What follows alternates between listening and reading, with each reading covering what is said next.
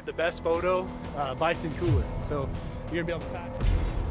Welcome back, it's Trevor, and today we're looking at farmers who encountered Bigfoot on camera. From a rancher who made the mistake of trapping something he couldn't understand, to a farmer who shot a creature stealing his livestock and triggered a night of destruction he would never forget.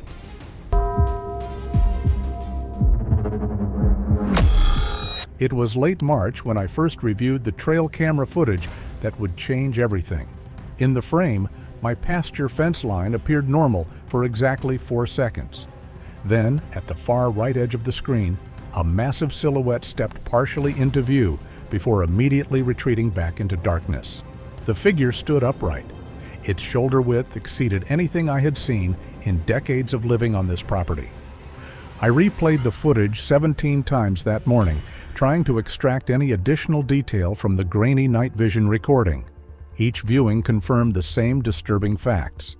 The figure moved with deliberate caution, its posture suggesting awareness of the camera's position. The way it pulled back indicated intelligence, not the random movement of wildlife wandering through the frame. Something knew the camera was there and had chosen to remain just outside its full field of view.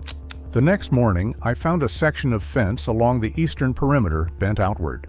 The metal posts, designed to withstand livestock pressure, had been pushed from the inside as though something with tremendous force had tested the boundary. I measured the deformation carefully.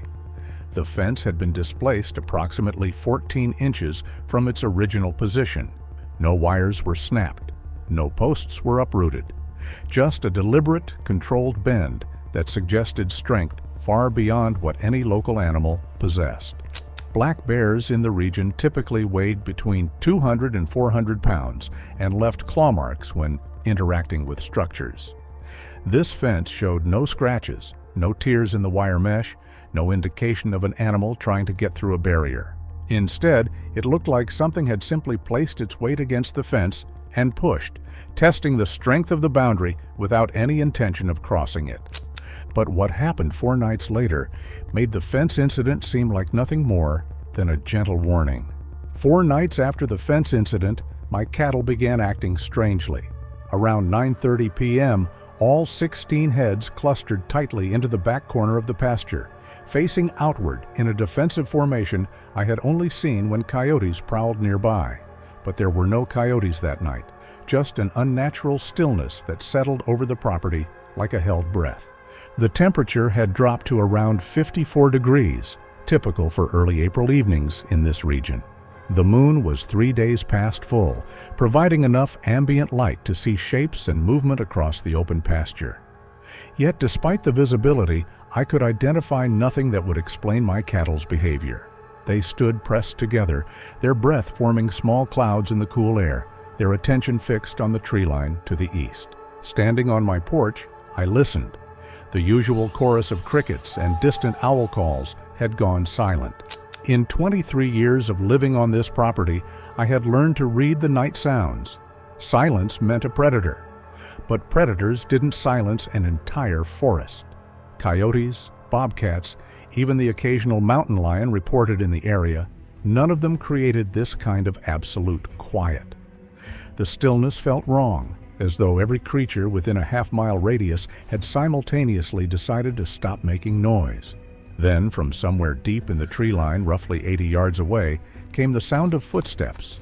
Slow, deliberate, spaced about 3 seconds apart. Each step produced a heavy crunch in the underbrush that suggested significant weight. The steps moved parallel to the fence line for nearly 2 minutes before stopping completely. The rhythm never varied. The pattern felt purposeful, like something walking a patrol route, rather than an animal wandering in search of food. I aimed my flashlight toward the sound.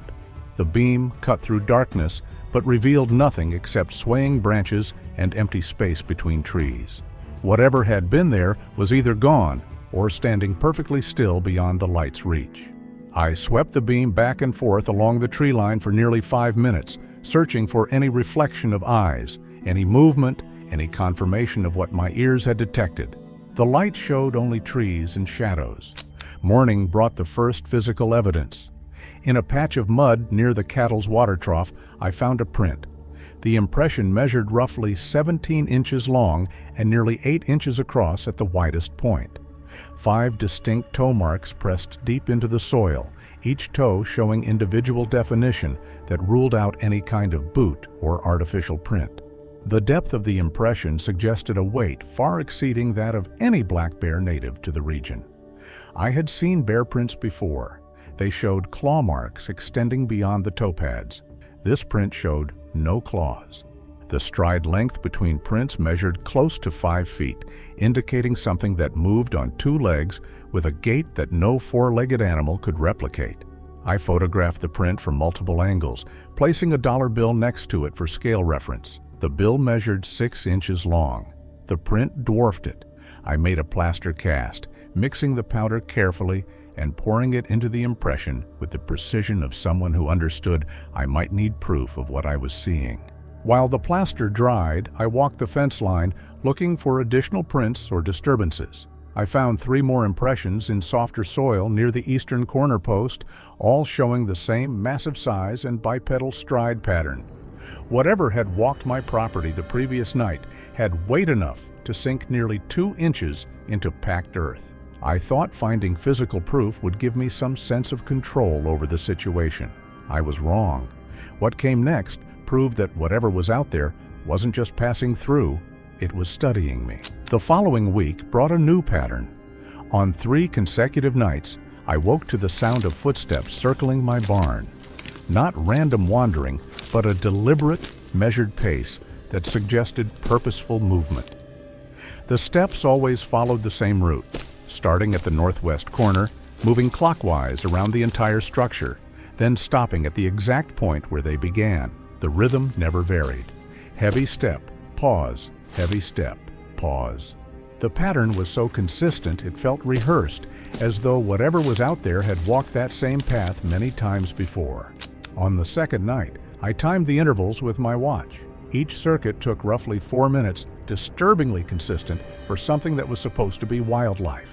The consistency was unsettling. Animals don't move with that kind of precision. I tried to catch a glimpse from my bedroom window, which offered a partial view of the barn's southern side.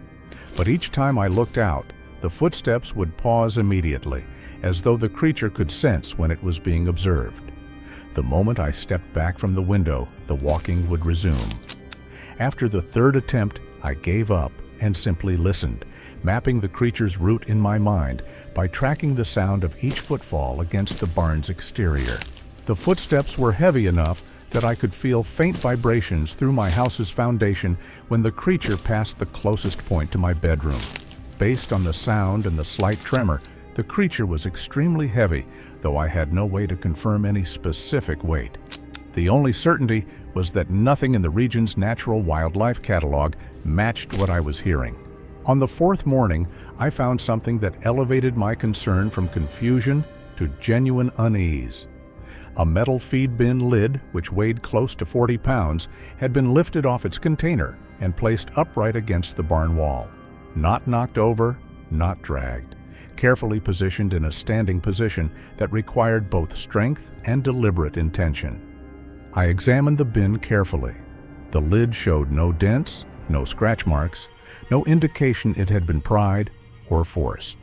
It had simply been removed and relocated with care that suggested opposable grip, strength, and problem-solving intelligence.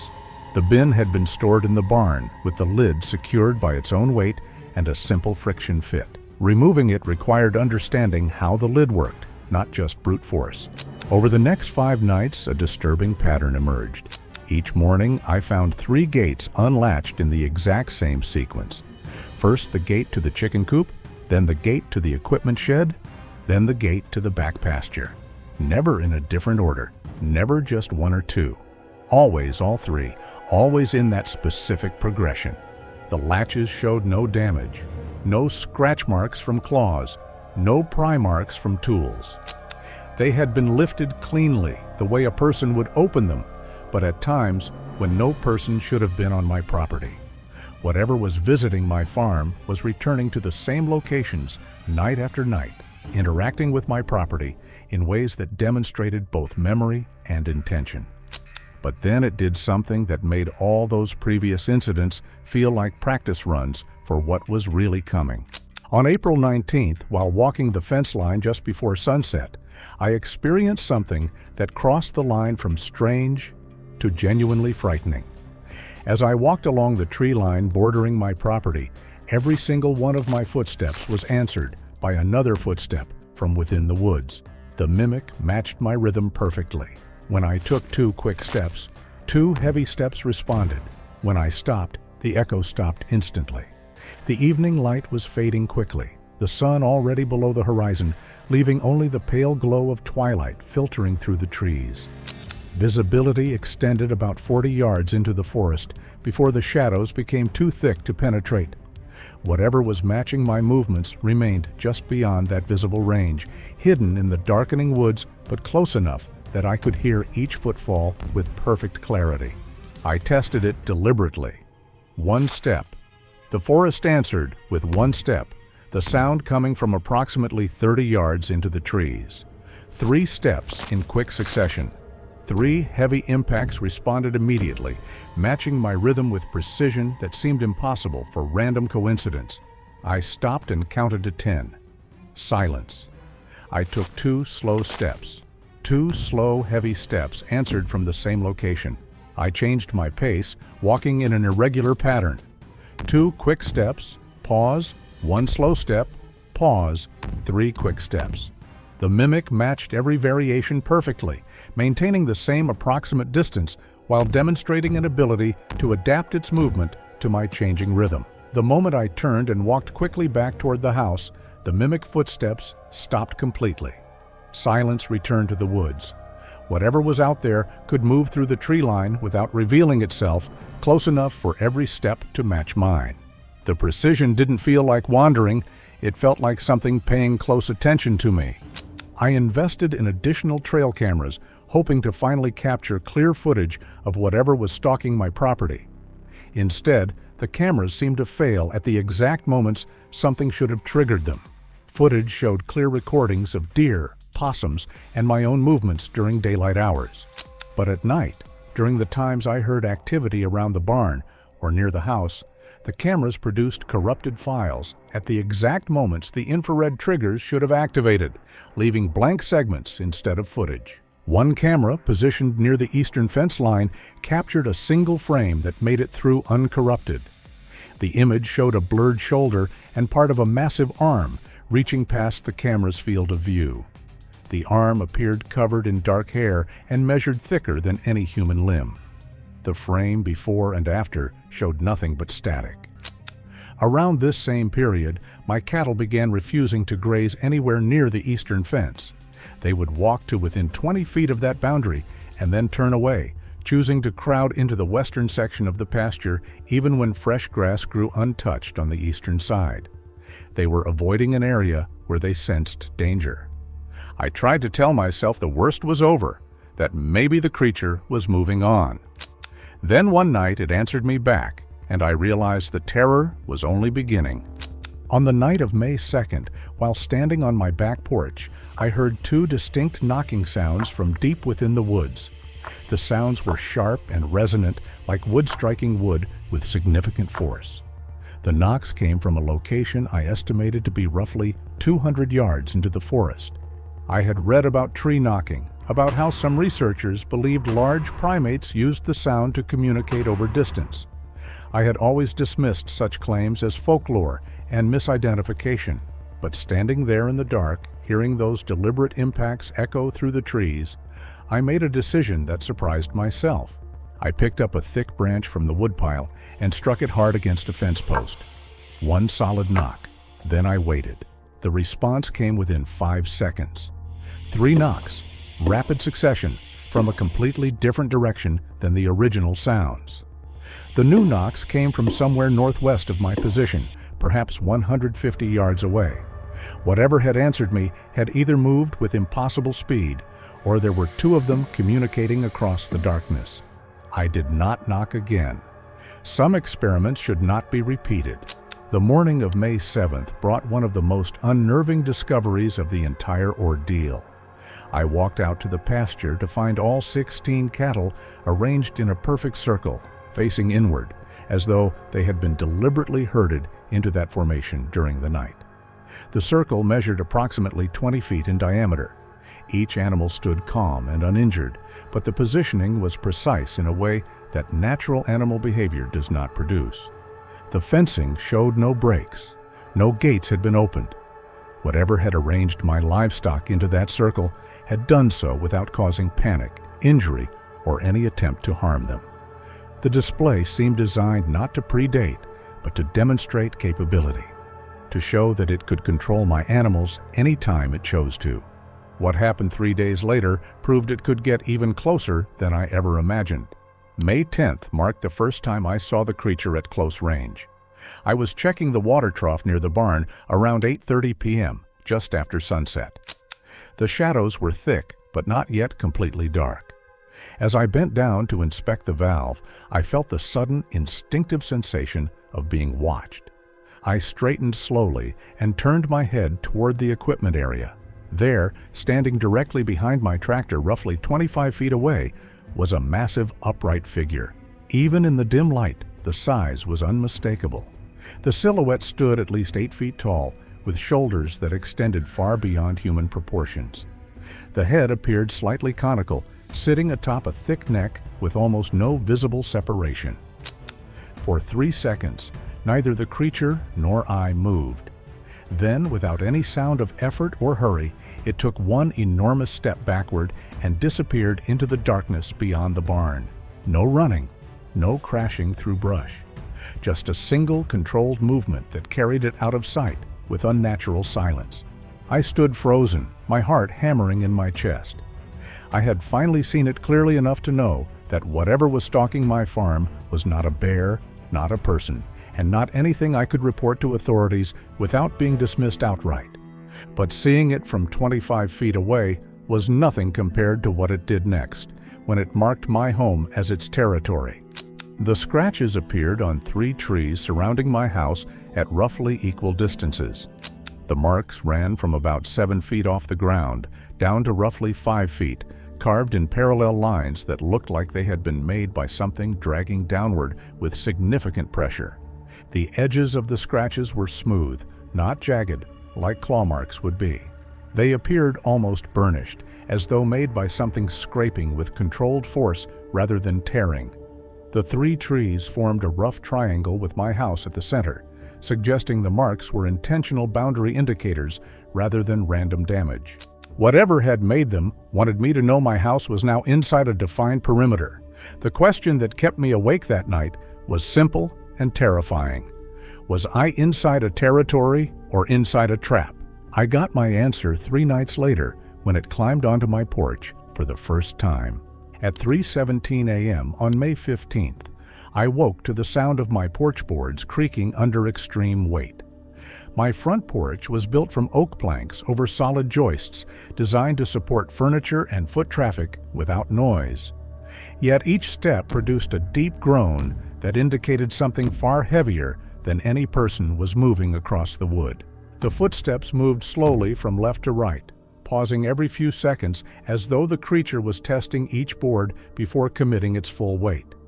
I could hear breathing through the front door, the same slow, controlled respiration I'd come to recognize. I remained completely still in my bed, barely breathing myself, knowing that the door was unlocked, knowing that only a single wooden barrier separated me from something that could tear that door off its hinges if it chose to. After nearly 2 minutes, the footsteps moved back across the porch and descended the stairs. I heard them fade into the distance, moving toward the barn. I did not sleep for the rest of that night. The porch was terrifying enough. But 2 nights later, it showed me just how much force it could bring to bear if it wanted to. At approximately 1:30 a.m., a violent slam shook the barn so hard that I felt the vibration in my house 40 yards away. My cattle inside erupted into panic, crashing against their stalls and bellowing in terror. I grabbed my flashlight and ran outside, certain I would find a vehicle had crashed into the structure or a tree had fallen against the wall. Instead, I found a deep dent in the barn's exterior metal siding, shaped like a shoulder or torso impression. The dent measured roughly 3 feet wide and extended about 18 inches in height. The metal had buckled inward from a single massive impact. No fallen branches, and nothing that could explain the force required to damage reinforced barn siding that severely. Whatever had hit the wall had done so with enough power to terrify my livestock and leave structural damage that would cost hundreds of dollars to repair. The dent felt like a warning rather than random impact. On May 21st, one of my trail cameras finally captured something that made it through without corruption. The footage showed a single frame of an eye reflecting the camera's infrared light. The eye appeared at a height of approximately 7 feet off the ground, far above where any human eye would be positioned. The reflection showed a reddish-orange color, typical of eyeshine, but the size and placement were wrong for any known animal in the region. The eye blinked once, a slow, deliberate closure and reopening before the feed cut to complete black.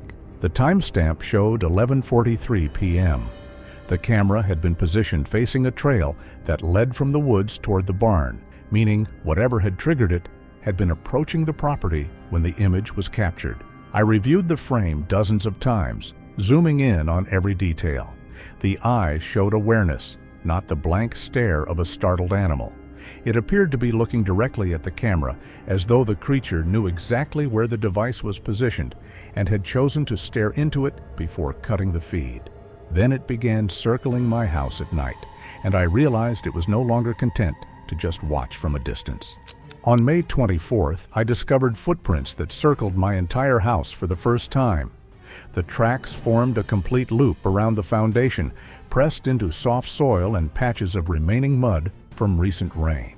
The prints were deeper than previous impressions, indicating the creature had been standing in each location for extended periods, rather than simply walking past. At certain points, the tracks showed where the figure had stood facing the house, positioned directly in line with windows or doors. The spacing between prints grew shorter near the back porch, suggesting slower, more careful movement in that area. The creature was no longer maintaining distance. It was studying the house in detail, testing approaches, and spending more time at closer range during each visit. The pattern showed escalation toward some kind of conclusion that I could sense building like pressure before a storm. Over the next 3 nights, the visits came earlier and lasted longer. Where the creature had previously arrived well after midnight, now it approached the property as early as 9 p.m. The breathing at the windows occurred multiple times each night. The footsteps circled the house repeatedly, rather than just once. I began sleeping with my phone charged and ready, my flashlight within reach, and my bedroom door locked, despite knowing that a lock would provide no real protection against something that could dent metal barn siding with a single impact. On the afternoon of May 27th, while repairing fence line, I heard movement in the woods and caught a glimpse of a massive shape keeping pace with me as I worked, staying just inside the tree line about 50 yards away. It was watching me during daylight now, not just at night. That evening, after sunset, I heard it settle somewhere just outside the barn. The sound was like something large lowering itself to the ground, followed by silence. Not the silence of absence, but the silence of something waiting. Then the storm came, and in the lightning flashes, I finally saw exactly what had been stalking me for 2 months. The power went out at 10:37 p.m. My entire property dropped into complete darkness, except for the occasional flash of lightning from a storm system moving through the area. The outage wasn't unusual for a spring storm, but the timing made it feel intentional, even though there was no proof of anything beyond weather. In those brief bursts of light, I saw it. Standing in my front yard, roughly 30 feet from the porch, was the full silhouette of the creature. The lightning revealed massive head structure that appeared slightly conical, with a pronounced brow ridge that cast deep shadows across where the face would be. The shoulders seemed impossibly broad, extending far beyond human proportions, giving the figure a wedge-shaped upper body that tapered to a narrower waist. The arms hung past where its knees would be, the hands appearing massive even in silhouette. The creature stood completely still, facing the house directly. In that frozen moment of illumination, I could see it was not leaning or crouching. It stood fully upright with perfect posture, its height exceeding 8 feet by what appeared to be several inches. The proportions were wrong for any known animal. The stillness was wrong for any living thing caught in a lightning flash.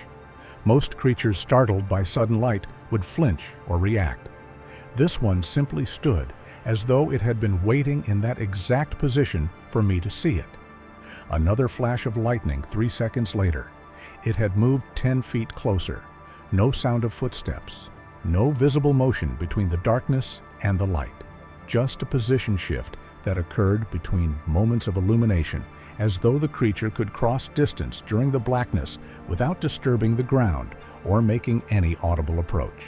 I retreated to my bedroom and activated my phone's audio recorder, hands shaking so badly I nearly dropped the device. Through the walls, I heard heavy, slow footsteps approaching the house. Each step produced a deep impact that I felt through the floor, the vibrations traveling up through the foundation and into my bones. The steps were methodical, measured, carrying weight that compressed the earth with each footfall. Then came breathing at my bedroom window, so close I could hear the slight whistle of air moving through whatever served as the creature's nostrils. The recording captured it clearly, rhythmic inhalation and exhalation that continued for nearly 30 seconds. Each breath moved significant volume of air, the sound deeper and more resonant than human breathing, suggesting lung capacity, far exceeding normal mammalian proportions for even large animals. I remained frozen in my bed, the phone clutched in my trembling hand, recording equipment that felt absurdly inadequate for documenting what was happening outside my window. The breathing continued with mechanical regularity. Inhale for 3 seconds.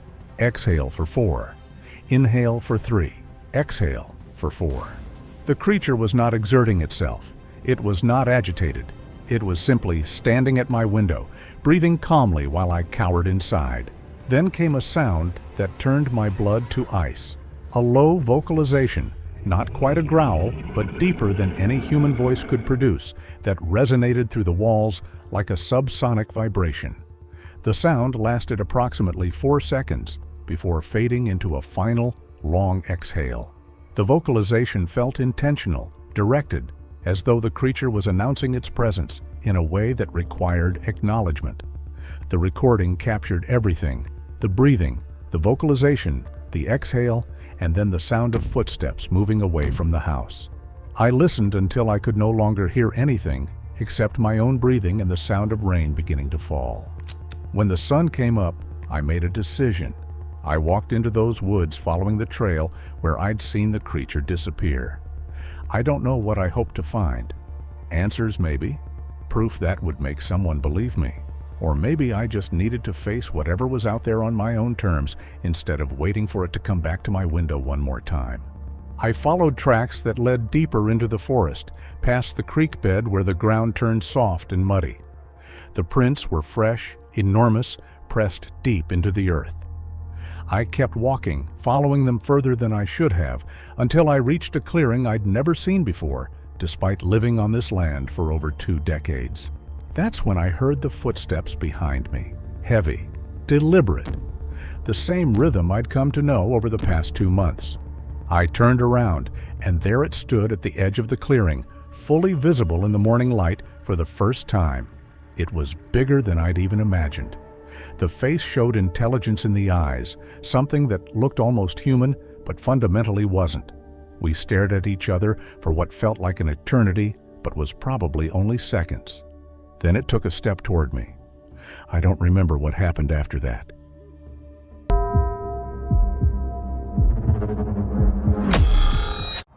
Oh my God. Oh my God. Harlan claimed he caught it, Bigfoot, taking his sheep. The Sasquatch crossed fences like they weren't there, dismantled traps without triggering them, and watched from the tree line, always just out of reach. When he finally raised his rifle and fired, he realized too late. Some things in the forest don't flinch at bullets. They decide who becomes prey. Harlan Briggs stepped out into the early morning chill. The pasture was quiet, too quiet, as if the world itself was holding its breath. He counted the sheep again, methodical, slow, every animal a familiar weight of sound and movement. One sheep was gone, then a sudden snap of a branch behind him froze his blood. Heart hammering, he swung the flashlight toward the sound. Something massive had moved through the trees, brushing leaves, breaking twigs. Not the wind, not a deer. The soft ground from overnight rain revealed an imprint that made him step back in shock. Footprints, gigantic and bipedal, heels sunk deep, toes splayed, stretching from the pen toward the tree line. They curved deliberately around rocks and twigs, avoiding sound like a predator gliding through shadows, and one print stopped just short of the trees, as if pausing to watch him. He assumed a bear at first, but the stride was too long, too purposeful. Bears didn't move with calculated silence or a sense of awareness. Something intelligent had passed here, and it was still watching him. He measured one with his boot. 18 inches at least. He'd seen bears, elk, and the occasional wandering moose, but nothing left footprints like this. The mud was pressed firm, edges smeared slightly by rain, yet unmistakable. Whoever, or whatever, had passed had weight and height beyond normal. How heavy did something have to be to sink the earth this deep and still move without noise? He moved toward the tree line, flashlight sweeping across the dark undergrowth, when a shape shifted between the trunks. It was massive, broad-shouldered, standing upright, and Harlan froze. At first, the dim outline looked like a bear, but then it took a step that made his gut tighten. The legs swung with a fluid, precise motion, no lumbering stumble, no panicked retreat. Every movement radiated intelligence and a chilling awareness that it was watching him. The air smelled heavier near the forest, something musky, primal, mixing with the faint odor of pine and decaying leaves. Harlan's pulse quickened. He crouched, holding the flashlight low, peering between shadows. The creature didn't move again, didn't even look at him, or maybe it did, but he couldn't tell in the failing light. That evening he counted the sheep again. The remaining animals were restless. A lamb shuffled nervously, head low, ears swiveling. Harlan's heart sank when he noticed another animal gone, a smaller calf this time. The drag marks led to the forest, cutting through the undergrowth like a measured path. Why take it again so soon unless it wanted him to notice? He inspected the edges of the trees. It was at this moment that vocalizations reached him. Low, brief, controlled sounds from the trees. A sequence of short calls, almost conversational, echoing briefly and stopping. Harlan stiffened, scanning the darkness with his flashlight. The livestock clustered near the pen's center, uneasy. The sounds ceased before he could identify a source. He realized this presence wasn't wandering aimlessly. It was aware, deliberate. Were those calls meant for others, or meant for him to hear? He moved closer to the forest again. The tracks curved around rocks and fallen logs, avoiding open patches where moonlight touched the ground. The pathway was intelligent. Someone, or something, had mapped it. Harlan's pulse hammered in his chest. The predator was stronger than any bear, faster than any elk, and more cunning than any animal he'd encountered. By full nightfall, he had checked the pens 3 times. The remaining sheep and calf were huddled tightly, eyes reflecting the dim light of the barn. But his stomach sank as he counted again. 4 calves were missing this time. The quiet panic in the animals, the absence of their small bleats, hit him like a punch. His hands shook, gripping the flashlight tighter as dread settled in his chest. He stayed outside, flashlight low, scanning shadows. Every rustle of leaves, every snap of a twig made him flinch. A movement caught his eye, low in the brush. Something shifted, tall, upright, and then vanished into the darkness before he could get a clear view. Harlan stood perfectly still, listening. The breathing he finally noticed was deep, steady, not like a cow or sheep. Closer than the tracks alone suggested, heavier. His muscles tensed as he realized the inevitable. The next disappearance wouldn't be random. Whoever was taking his livestock was coming back, intentionally, measuring him. The intelligence behind those tracks, the controlled movements, the vocalizations, they all meant it understood its environment and it understood him. If it was studying him, how long before it decided to act? By dawn, another sheep and 3 calves had disappeared. The drag marks led straight toward the tree line, meticulous, deliberate, avoiding noisy brush and loose ground. The prints were larger now, sharper, overlapping previous tracks. He swallowed hard, realizing the creature was learning, adapting, always one step ahead. Harlan crouched again, flashlight sweeping the area. For a split second, he caught a dark shape moving upright through the trees, a calf clutched in its arms. The beam hit it for only a heartbeat, too fast to see details, too sudden for him to process. The figure moved with impossible speed. In barely seconds, the calf thudded to the ground as the creature released it, then disappeared into the shadows. Harlan's pulse hammered. The creature was gone before he could even register its size, its face, or the full scope of its movement. Only the bleating of the calf and the rustle of leaves betrayed what had just happened. Harlan tightened the chains on the gates and reinforced the corner. Morning light broke over the field, but the tension did not lift. He knew he was facing something beyond comprehension, something immense and intelligent, and it was only just beginning. If daylight couldn't drive it away, what chance did darkness leave him? Harlan Briggs moved with deliberate precision that morning, selecting his tools with careful consideration. Wire snares were anchored deep into the mud and leaf litter, heavy-duty ropes stacked to prevent snapping, tripwires threaded taut and silent between the tree trunks. Pitfalls were disguised with brush and baited with hay or the remnants of the livestock he could spare. Each trap was placed along the tracks he had studied for days, following the curves, avoiding noisy ground, tracing paths chosen with almost unnatural care. Every movement of the predator had been calculated, and Harlan knew his response had to be just as precise. When night fell fully, he made his rounds again. One by one, he inspected each trap. At first glance, nothing seemed disturbed. Then he noticed subtle shifts. The snares no longer held tension. The tripwires sagged slightly, the cans empty of gravel. Pitfalls remained intact, but the stones had been moved aside and stacked neatly. The bait was gone, every trap dismantled with surgical precision. Harlan knelt beside a snare, pressing his fingers into the mud. Large, wide prints marred the soil, not human, too long and thick. Fingertips ending in pads no man could have. The creature had not avoided the traps. It had studied them, examined them, removed every obstacle without panic or error. If it understood his traps this well, what else did it understand about him? At this time, Harlan mentioned that frustration burned and rage clawed at him, but the intelligence behind the action forced him to curb his impulse. He moved to reinforce the lines, adding deadfalls and extra loops, setting each with renewed care.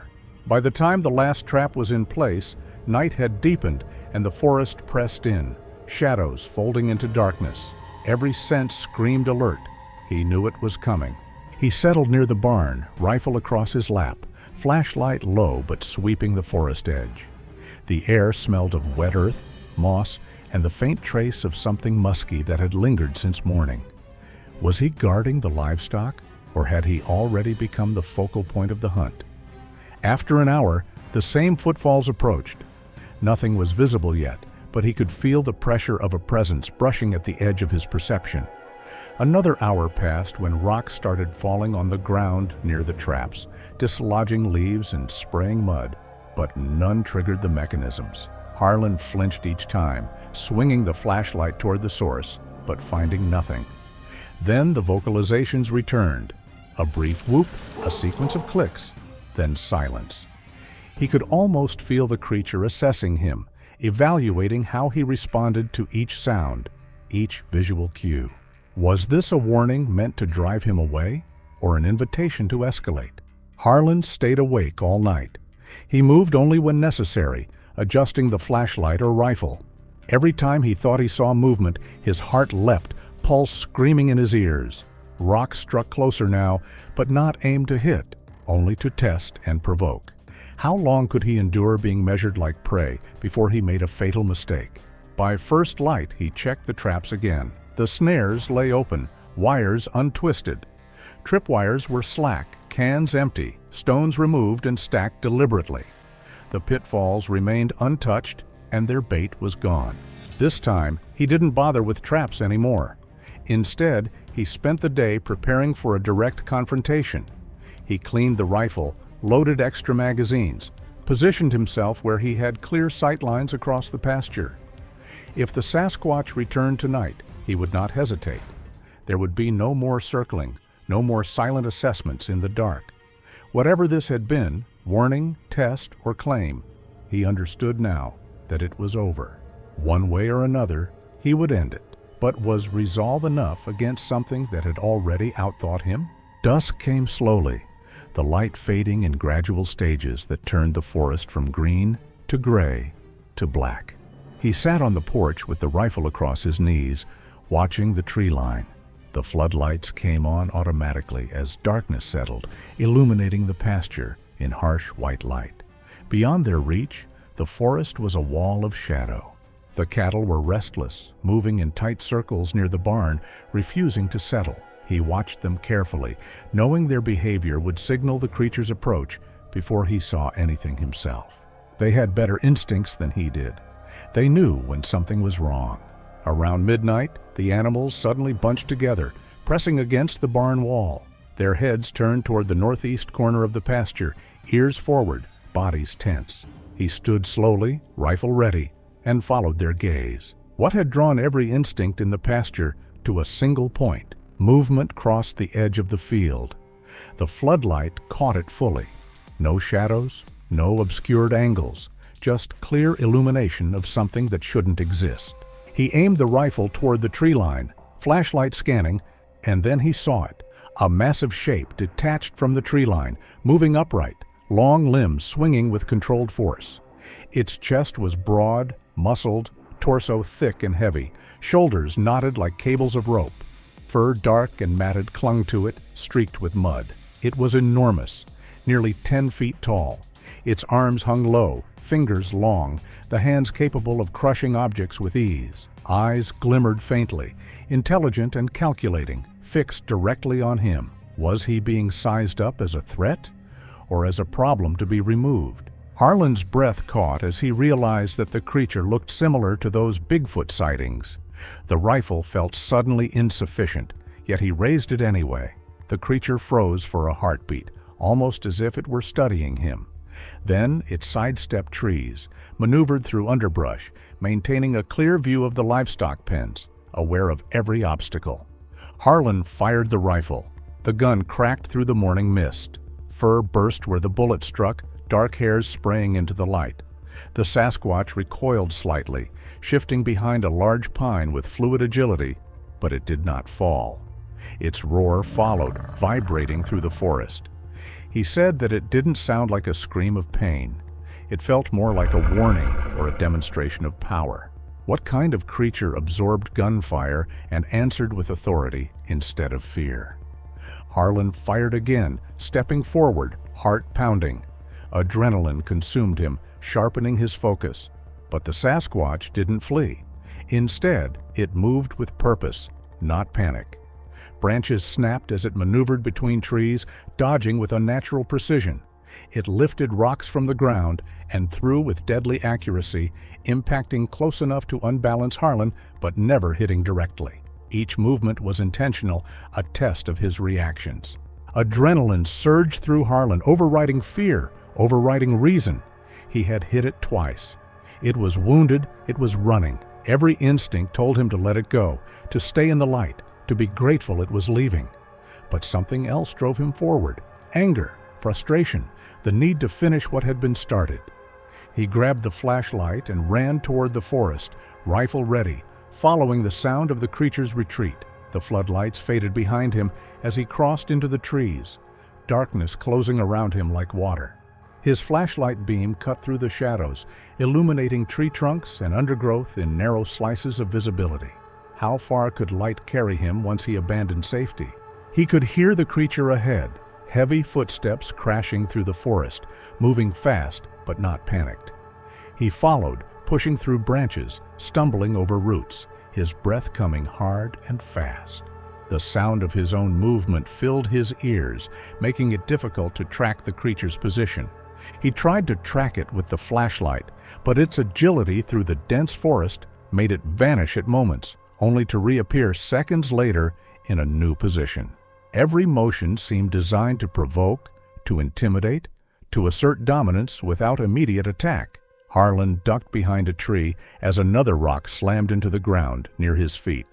The vibrations rattled through his boots, teeth, and chest. He fired a third time. Again, the creature moved with purpose. It twisted around a large oak, hurled another rock, and landed with feet that pressed into the earth like pistons. Something massive landed nearby, not thrown, but dropped deliberately. The impact shook the ground, vibrating through the soil. He felt it through his body, a tremor that announced presence and power. Was this a warning meant to stop him, or a signal that the rules had changed? Either way, Harlan advanced, trying to flank it toward a clearing, forcing the creature to reveal itself more clearly. The creature anticipated movement, sidestepping subtly, testing his pace. Rocks flew again, this time clipping branches just above his head. He recalled leaves striking his face. By the time he reached the edge of the forest, the creature had led him through a series of movements that kept him off balance, never allowing him a moment to rest, to aim, to assess fully.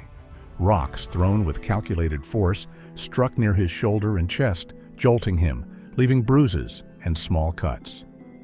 Every reaction he made was anticipated. Every path he tried to use was narrowed by unseen obstacles. When it finally slipped back behind the thickest trees, Harlan lowered the rifle. Harlan stood alone at the forest's edge, sweat and mud coating him, eyes locked on the shadowed tree line where the creature had vanished. He could feel every bruise, every strain, every scrape from branches and rocks. The scent of musk lingered, thick and pungent, and somewhere deep in his gut, he knew the chase was far from over. If it had let him live, what did it expect from him next? Harlan Briggs plunged further into the forest, the underbrush grabbing at his boots, branches whipping across his face and arms. Footfalls echoed behind him, heavy, measured, yet faster now, approaching from multiple angles. Harlan realized the predator was not fleeing. It was orchestrating his movement, forcing him through the forest. He tried to move quietly, but every slip, every soft crunch of leaves, every brush against a branch was noted. My name is Marcus Webb, and I run a 240-acre cattle ranch in the Cascade Foothills outside Packwood, Washington, about 15 miles from the nearest town. I've been on this land for over 2 decades, and I had never seen Bigfoot until the night of October 14th. But this was no ordinary night. The ranch had been quiet all through October. The herd was healthy, with no predator pressure since late summer when a bear had tested the eastern fence line twice and moved on. That was the last time anything from the forest came onto the property with real intent. On the night of October 15th, around 9:45 p.m., I heard the cattle start making noise. Somehow, this was not the low, restless sound they make when a coyote is working the perimeter. It was sustained, panicked bellowing, the kind that comes from active pursuit or active contact, as if something were chasing them. So I grabbed my flashlight and gun and headed toward the pasture to check. The sound got worse as I got closer. The bellowing was layered with multiple animals, and beneath it I could hear something else. Heavy footfalls in the pasture soil, much heavier than anything deer or elk make. I reached the fence line and put the flashlight across the field. Up ahead, I saw a huge animal. It was Bigfoot. Bigfoot was 150 yards out, deep in the pasture, with a calf's hind legs in both hands, pulling it across the ground toward the eastern tree line. The flashlight beam caught it full on, and for a second, I just stood at that fence and processed what I was looking at. The calf was alive, legs kicking, full panic, trying to find its footing. Bigfoot was moving it steadily and continuously, as if the 400-pound weight were not a variable at all. He didn't move fast or slow. Seeing I needed to save my calf, I shouted. Instantly, Bigfoot stopped, and his head turned toward the flashlight beam. And then he held there, looking at me, still holding the calf's legs, while I stood at the fence with a rifle I hadn't raised yet. Those eyes caught his flashlight. I saw a greenish eye shine, steady and direct, the way eye shine looks when an animal is fully focused on what it's looking at, rather than tracking movement. After a few seconds, Bigfoot turned back to the tree line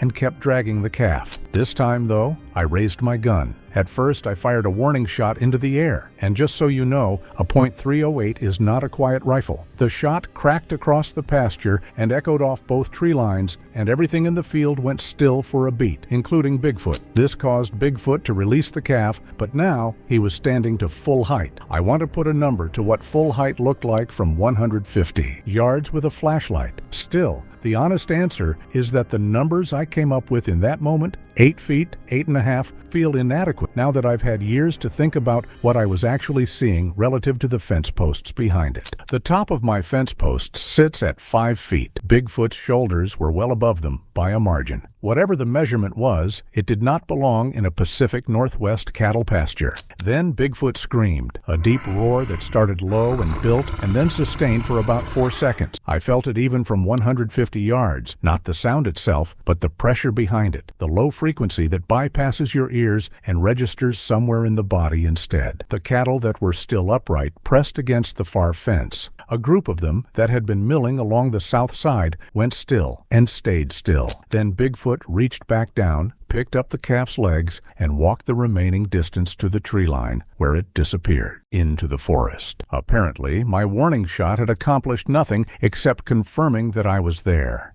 I stood at the fence for a moment after Bigfoot went into the trees. The cattle were still bunched against the far fence. The pasture was quiet, and there was a drag mark in the soil from where the calf had been pulled. I stood at the fence and looked at it. This was a problem. I called my neighbor, Tom Harrison, and told him that someone was stealing my cattle and that I needed another set of eyes and another rifle. Tom had worked on ranches his whole life, and he didn't ask many questions. He showed up at 10:15 p.m. with his 2 adult sons, all 3 armed, and we moved toward the tree line with flashlights. We found the calf about 200 yards into the forest. It was dead, its neck broken cleanly. The kill was efficient, the kind of efficiency that comes from something that knows exactly where to apply pressure and in what direction. It turns out that Bigfoot had carried the 400-pound animal 200 yards into a dark forest, killed it, and left it there. I don't know exactly what that means, but I know it's not the behavior of an animal hunting for food in any straightforward sense. Just then, we heard the coops. When we arrived, the chicken coop was not the way I had left it that evening. The door had been pulled completely off and thrown several feet to the left of the entrance. There was a shadow inside. It was Bigfoot. What it was doing there was systematic, not a frenzy, not the scattered chaos a predator in a confined space usually produces. Bigfoot was moving through the coop, picking up laying hens with both hands, breaking their necks with a single quick twist, and dropping the bodies. He moved from one hen to the other, and there were 60 hens in that coop. It had been in there for less than 5 minutes by our estimate, and had already worked through a significant portion of them. At least 10 were dead, some without their heads. I raised my gun and fired at center mass from approximately 80 yards. The shot hit, and I know it did because of what happened next, and because of the blood we found there afterward. I was aiming for Bigfoot's upper chest, which was the largest available target. The impact registered on his body. A visible flinch, a half step back. But what followed was the response of an angry beast. Bigfoot turned to us. He roared, not the sustained territorial sound from the pasture. This was shorter, sharper, and was directed outward. Bigfoot was coming for us. I had to take down some things about this night just so this video doesn't get taken down by YouTube, but there are some hidden details about my encounter with Bigfoot that are very, very disturbing. But don't worry, I attached all of it in a file down below. Check the description at your own risk. Anyway, as soon as I saw Bigfoot racing towards us, I ran. Even though there were 80 yards between me and the barn, Bigfoot covered. Half of it in the time it took me to cover mine. Luckily, Luckily, Tom and his son split off toward their truck. I made it to the barn door and shut it behind me with the rifle up and my back against the wood. Bigfoot smashed the door just seconds after I closed it. But something worse happened. Bigfoot grabbed the door frame from the outside and pulled, took hold of the structural frame the door was set into, and applied force outward, away from the barn wall. I heard the support beams inside the wall give way, one after another, with a sequence of sharp cracks as the connection between the door frame and the barn's front wall failed. The frame came away from the wall, and part of the front section folded inward. A large gap suddenly opened to the night where the solid wall had been 2 seconds earlier.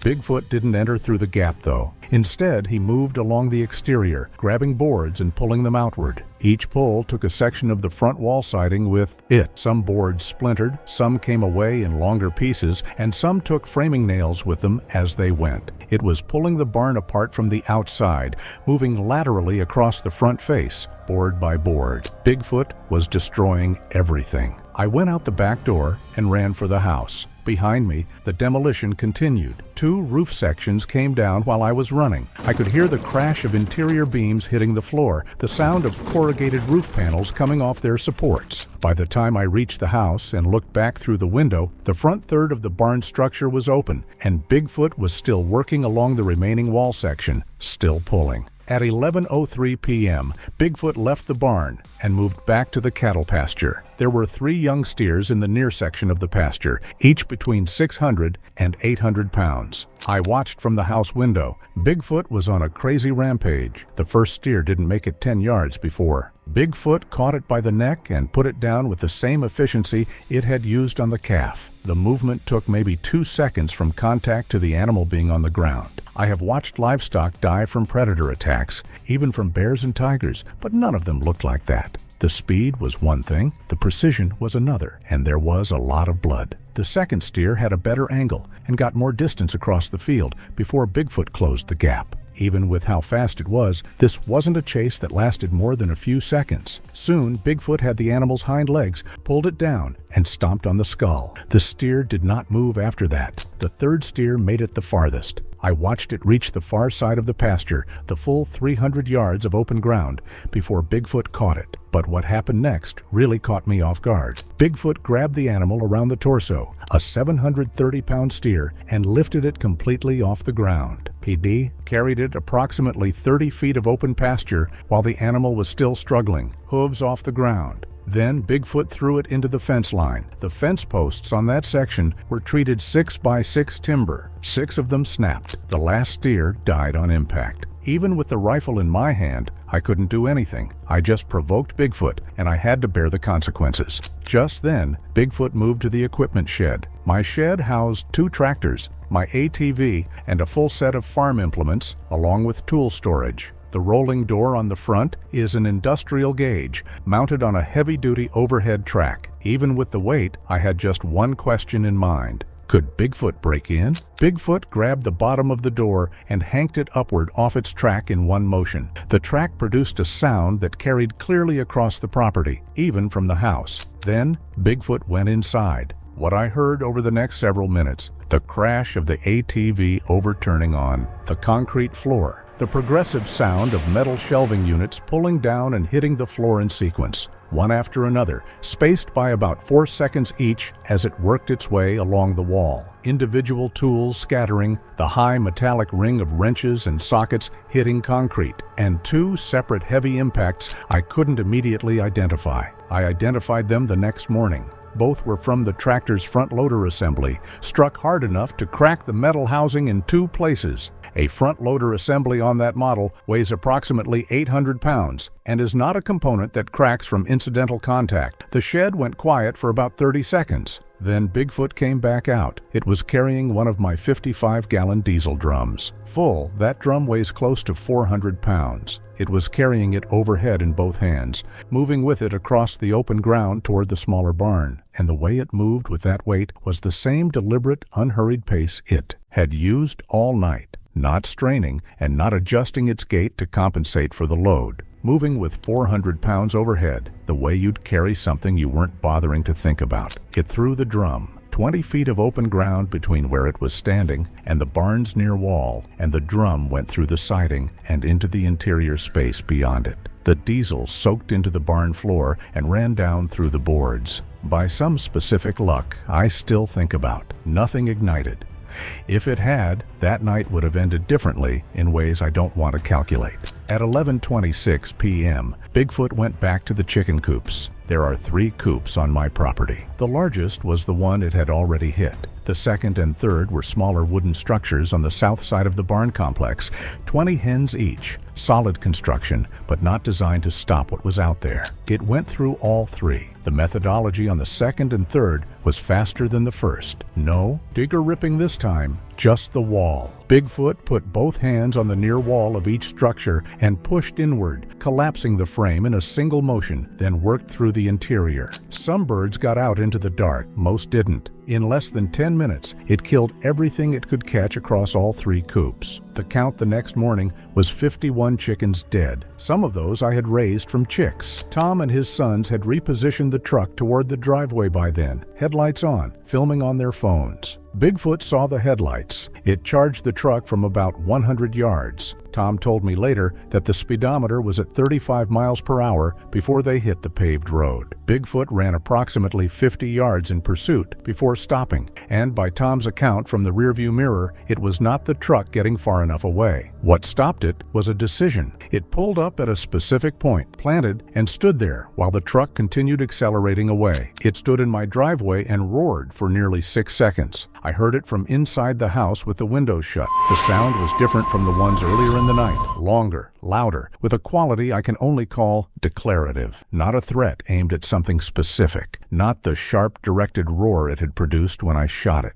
Something broader than that. The sound moved across the whole property and into the surrounding forest, and I could hear it settling into the dark after it ended, the way a sound that large takes a moment to leave a space fully. Then it stood there, chest working, blood visible on the right shoulder from where the rifle shot had hit, surrounded by 90 minutes of work. The barn is partially open, the coops flat, 3 steers dead in the pasture, my ATV overturned in the equipment shed, a diesel drum through the wall of the smaller barn, and Bigfoot standing in the middle of my driveway in the dark, not moving, not looking at any of it. Then Bigfoot turned back toward the pasture. I thought it was leaving. I was wrong. It walked back through the field slowly, not at the pace it had used during the kills, but something slower and more deliberate, the way you walk through a space when you're looking at it rather than moving through it. It stopped near the first steer it had killed and stood there for close to 30 seconds, not feeding, not doing anything I had a category for, just standing over the dead animal in the dark, the way you stand over something when you're making a decision about it. Then it moved to the fence line where the third steer had gone through. It stopped at the gap, looked at the broken posts, and grabbed one of the remaining upright posts with both hands. It didn't pull it down, it just held it for a moment, and then it let go and kept walking toward the eastern edge of the pasture. I was watching all of this from the house window with the rifle in my hands and no clear idea of what I was watching. The rampage had a shape to it when it was happening. Livestock, barn, shed, coops, truck, but this was different. Bigfoot moving slowly through the pasture in the dark, stopping at things, not destroying them, not eating anything. It looked like something taking stock. At the eastern tree line, it stopped again, and for the second time that night, it turned back and looked at the ranch. This time the pause was longer than the first, not 10 seconds, closer to 20 or 25. I stood at the window and I did not move, and I did not lower the rifle, and I watched Bigfoot stand at the edge of my property and look back at everything it had done. There was a specific quality to those 20 seconds that I haven't been able to put clean language around in the years since. It wasn't the stillness of an animal that had stopped to rest or to listen. It was the stillness of something that was present in a different way than it had been during the previous 90 minutes, the whole night. It had been in motion, and in motion with a purpose, but standing at that tree line in the dark, looking back at the ranch, it was something else, something that registered what it was looking at. Then it stepped into the trees and was gone. Tom and his son stayed until sunrise. We didn't go into the tree line that night. There are decisions you make in those hours before dawn that you don't explain to people who haven't been in them. practical decisions based on what you've just watched for 90 minutes. None of us said much. Tom's older son sat in the truck with the engine running and the headlights pointed at the tree line the whole time. Not because it would have helped, but because doing something felt better than doing nothing. Tom himself walked the driveway perimeter twice with a flashlight, checking the ground, not saying what he was looking for. His younger son stayed close to the house with me. We listened to the forest for sounds that never came, whatever had been in. Those trees all night had gone quiet, and the quiet was worse than the noise had been, because at least when there was noise, you knew where it was. At first light, I walked the property. The main barn's front wall was gone from the left corner to approximately 2/3 of the way across. The frame was exposed, and 2 roof sections had collapsed into the interior, taking a workbench and most of the tool storage on the near wall down with them. The smaller barn had a 2-foot breach from the diesel drum, with fuel still seeping into the floorboards when I got there. The smell of it carried across the whole yard. The 3 dead steers were where they had fallen. The first 2 were close together in the near section of the pasture. The third was at the fence line. The posts around it splintered and splayed outward from the impact. I stood next to that steer for a while. It was a 730-pound animal, and it had been carried 30 feet off the ground before it was thrown. I have been a rancher for over 20 years, and I could not have told you before that night that anything was capable of that. The footprints in the soft ground near the eastern fence were the clearest physical record of everything. I measured several of them before the morning dew softened the edges. 18 inches long, 5-toed, full heel impression. The stride spacing ran close to 60 inches. I photographed every one I could find,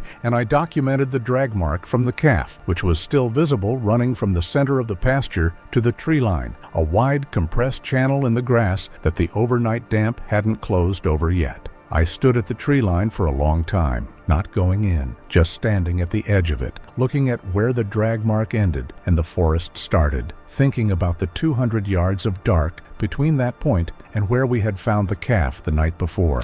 The blood by the chicken coop had pooled on the ground near where Bigfoot was standing when I fired. Dark red, almost brown, which I noted at the time. I collected it with what I had on hand and sent it to a small independent lab that a wildlife contact had recommended. The results took 6 weeks. The DNA analysis came back as a primate, not bear, not any known predator species, not human. The sample showed primate markers that didn't correspond to any catalog species in the databases the lab used. The technician who processed it called me directly after the results came in and asked where the sample had come from. I told him about a predator attack on my property. He asked what species. I told him I didn't know. He told me the sample was going into a separate file, and that if I had more material, I should send it. I never followed up on that call. I've thought about why, and the honest answer is that I wasn't sure what following up would produce that I was ready to deal with. The 25 seconds at the tree line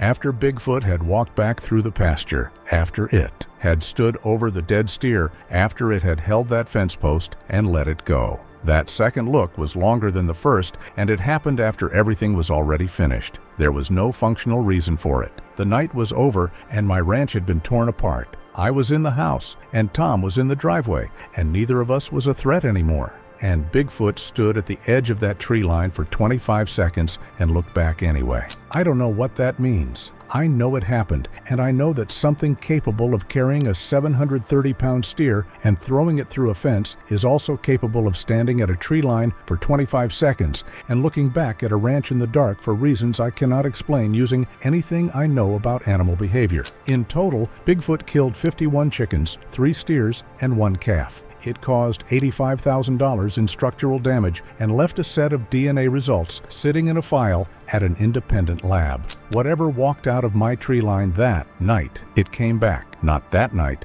not for several months, but it came back. And that's a different story. A few weeks before the attack on my farm, I read a news report that Big had attacked one Dale Mercerfoot. However, the Bigfoot that attacked me was not the same. That raises 3 strange questions. How many Bigfoots are in America? How many Bigfoots are on Earth? And most importantly, is Bigfoot the only mythical creature in existence?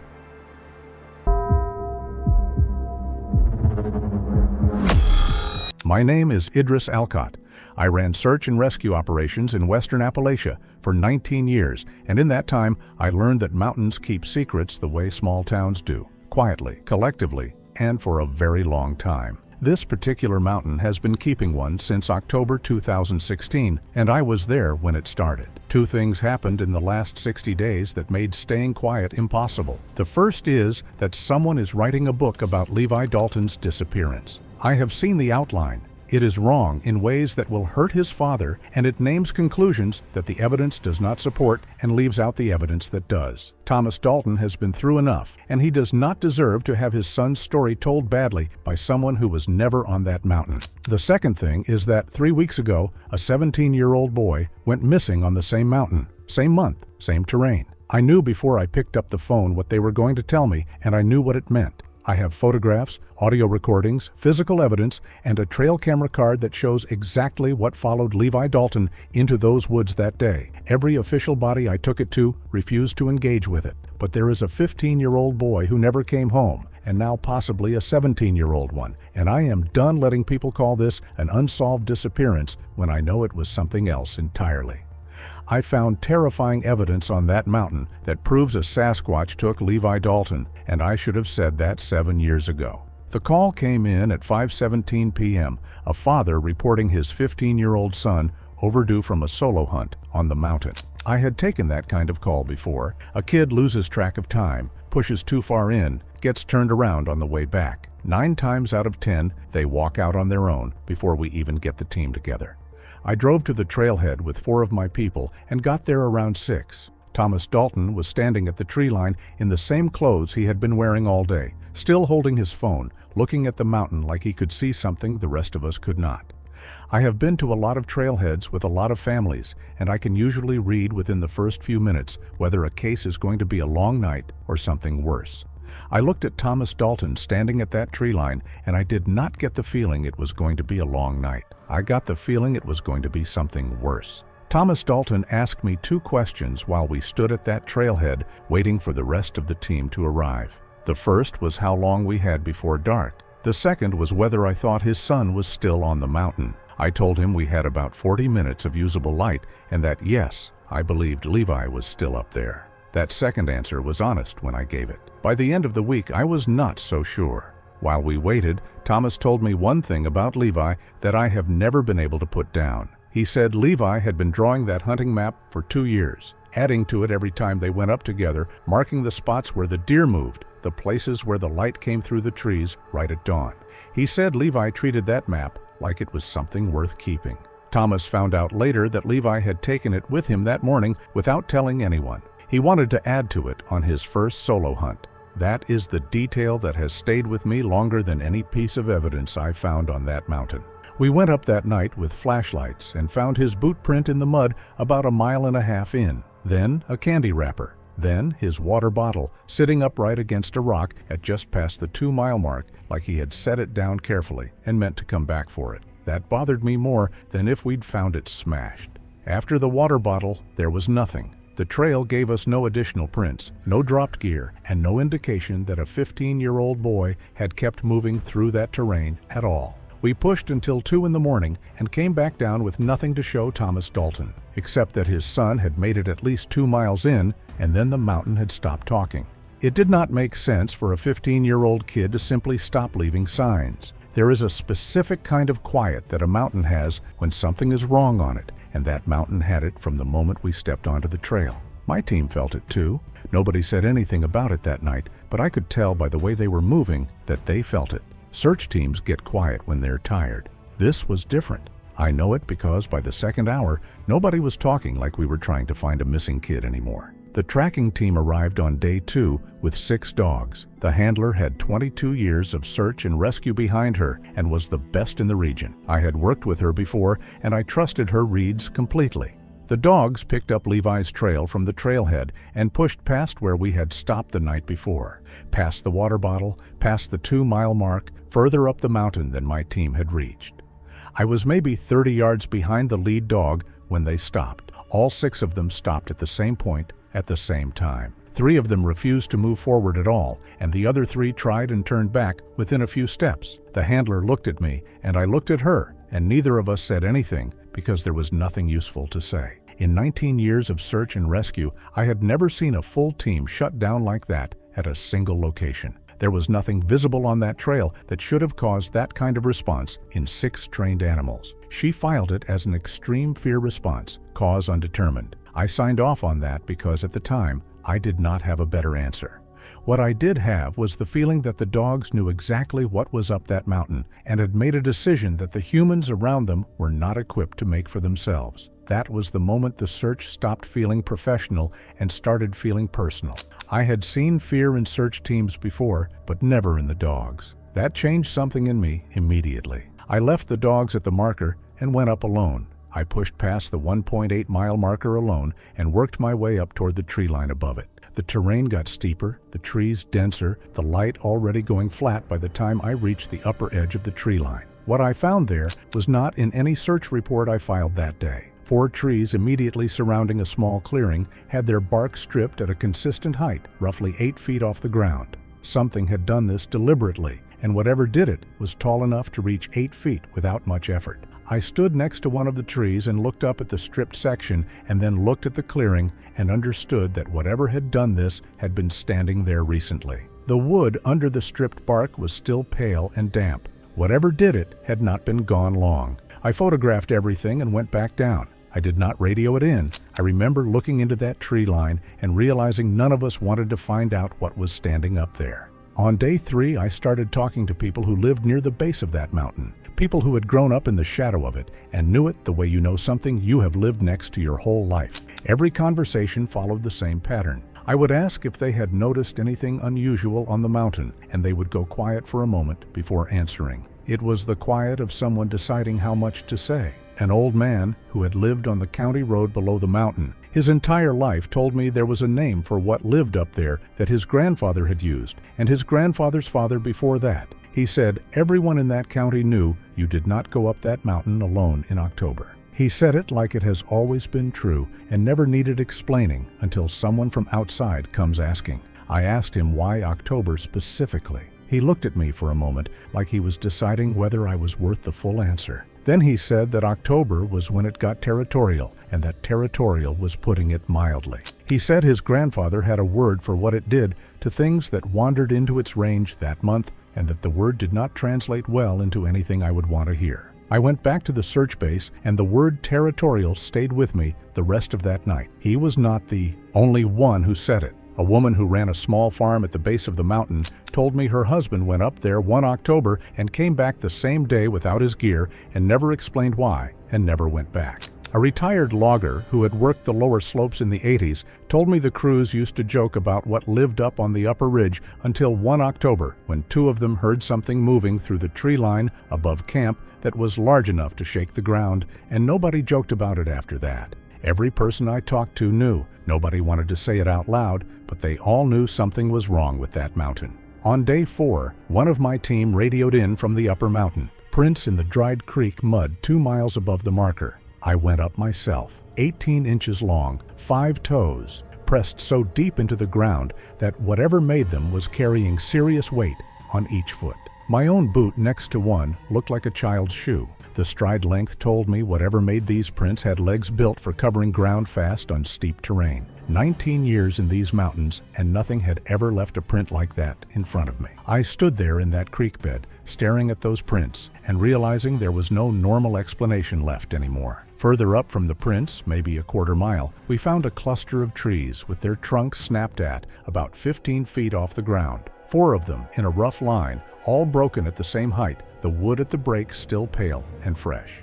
One of my team members said it looked like storm damage and started to move on. I pulled out my radio and checked the weather records for the past 2 weeks. No storm, not even a significant wind event. I logged it as unexplained and watched my team's faces when I said that word out loud. Nobody argued with me. Nobody even tried. In another case, we would have argued about it for an hour. 19 years of working with these people, and they were not the type to let something go without a reasonable explanation. But standing in front of those trees, not one of them pushed back unexplained. They just looked at the breaks and looked at each other and kept moving. Then something moved in the tree line about 40 feet above us, something large enough that the brush it displaced sounded like a man walking through a doorway. Every one of my team stopped at the same moment. I looked up at the tree line and thought about the prints in the creek bed, and the bark stripped at 8 feet, and the dogs that would not move past the marker. And I remember looking up into that tree line and realizing nobody on the team wanted to keep climbing. We came back down after that, and I reached the trailhead and knew two things.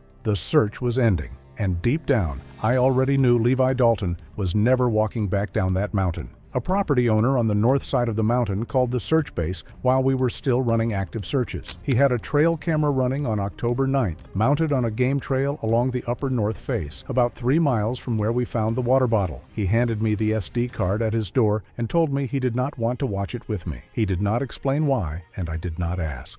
I sat at his kitchen table with my laptop and went through 14 hours of footage. Deer moving through at dawn, a turkey around noon, nothing unusual through most of the afternoon.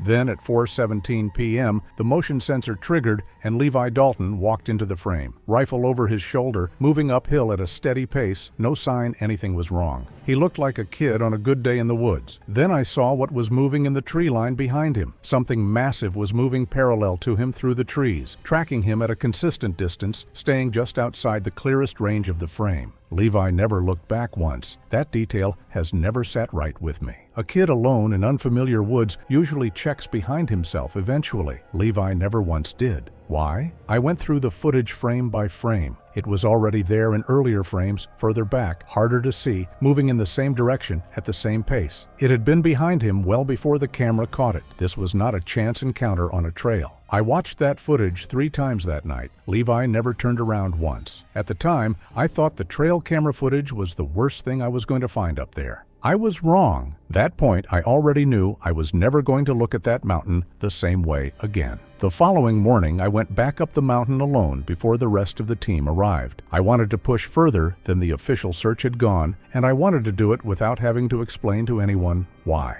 About a mile past the broken trees, I found something wedged inside a split in a tree trunk at about chest height, a folded piece of paper. I pulled it out carefully and opened it, and it was a hand-drawn hunting map. Pencil on notebook paper, trails marked, landmarks noted in a 15-year-old's handwriting. Levi's name written in the top corner, the way kids write their name on schoolwork. That map put Levi on the upper mountain at an elevation the official search never reached. He had made it much further up than the water bottle suggested, and whatever happened to him happened up there, in terrain that none of my teams had covered. I stood in the trees holding that map for a while and thought about a kid who had drawn it at his kitchen table the night before he went hunting and had no idea what was waiting for him up there. Neither did we. I logged it privately and told nobody. Reporting it meant sending my team further up that mountain, and I was not going to do that. I went back up alone 2 days before the official search ended. I had Levi's map and 6 weeks of evidence that all pointed to the upper mountain. I could not close this search without going up there one more time. I reached the area past the broken trees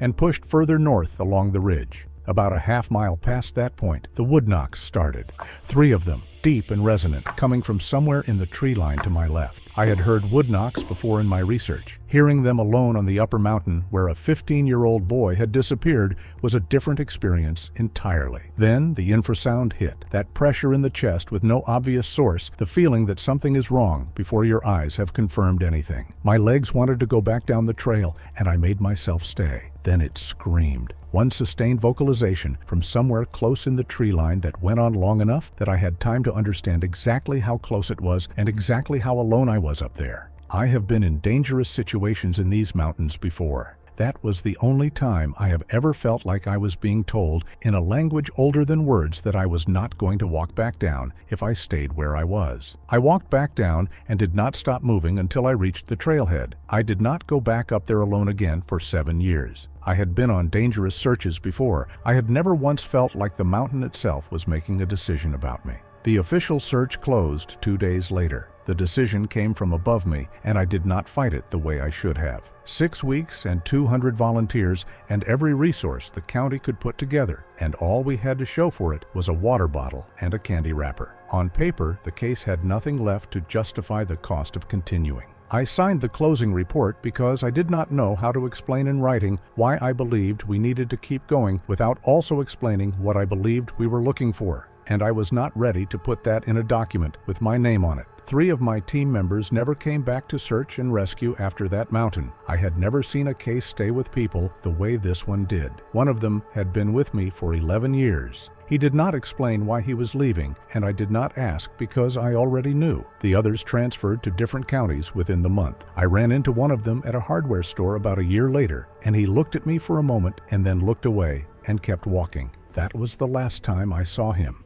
The morning I drove to Thomas Dalton's house, I sat in my truck at the end of his road for a while before I pulled into the driveway. I had told families hard things before. I had never walked into a house knowing what I knew and planning to say what I was about to say. I told myself I was protecting him. I have not entirely believed that in 7 years. I drove to his house the morning after I filed the report. I sat across from Thomas Dalton at his kitchen table and told him we had done everything we could and that the case would remain open and that if anything new came to light, the sheriff's department would follow up. He listened to all of it without interrupting. When I finished, he was quiet for a moment and then he asked me one question. He asked me if I knew what had happened to his son.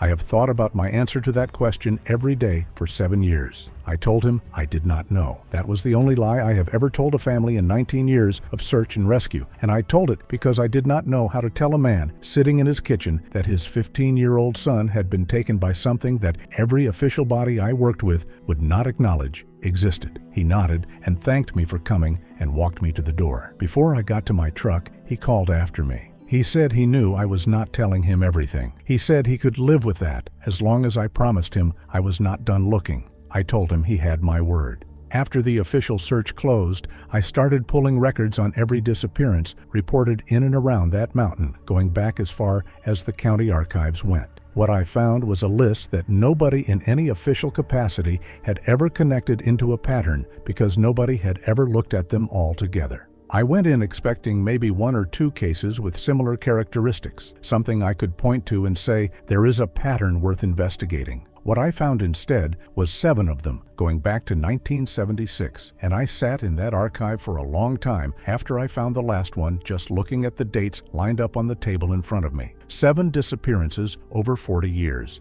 all on or within 2 miles of that mountain, all unsolved, all involving people who had gone into those woods alone. And when I laid them out in chronological order, the thing that stopped me cold was not the number of them. It was when they happened. Every single one of them was in October. I spent a long time trying to find an explanation for the October pattern that did not point where everything else was already pointing. Then I found the indigenous oral traditions. I started digging into older stories tied to the mountain, and one thing kept coming up over and over again. October, people around that area had been quietly avoiding those woods that time of year for generations. A 15-year-old boy from a hunting family in western Appalachia walked into that territory alone on October 9, 2016. He had no idea what October meant on that mountain. Nobody had told him because nobody talked about it to outsiders. And the thing that had been using those woods since before anyone in that county was born was waiting. 7 years after the official search closed, I went back up that mountain at night for the first time. I had a thermal camera, an audio recorder, and 7 years of evidence that I needed one more piece to complete. I reached the upper ridge around 9 and set up the thermal camera facing the tree line to the north. The first 2 hours were quiet. Then, at just past 11, the audio recorder picked up wood knocks. 3 of them from somewhere close in the tree line, the same rhythm I had heard 7 years earlier in the same place. I did not move. I want to be honest about what sitting on that ridge at 11 at night actually felt like. 7 years of evidence had not made me comfortable up there. Knowing what I knew made it worse, not better. I was sitting in the dark on the upper ridge of a mountain where a 15-year-old boy had been taken, and something that had been there for generations was standing 60 feet away from me in the tree line, and I was the only person who knew where I was.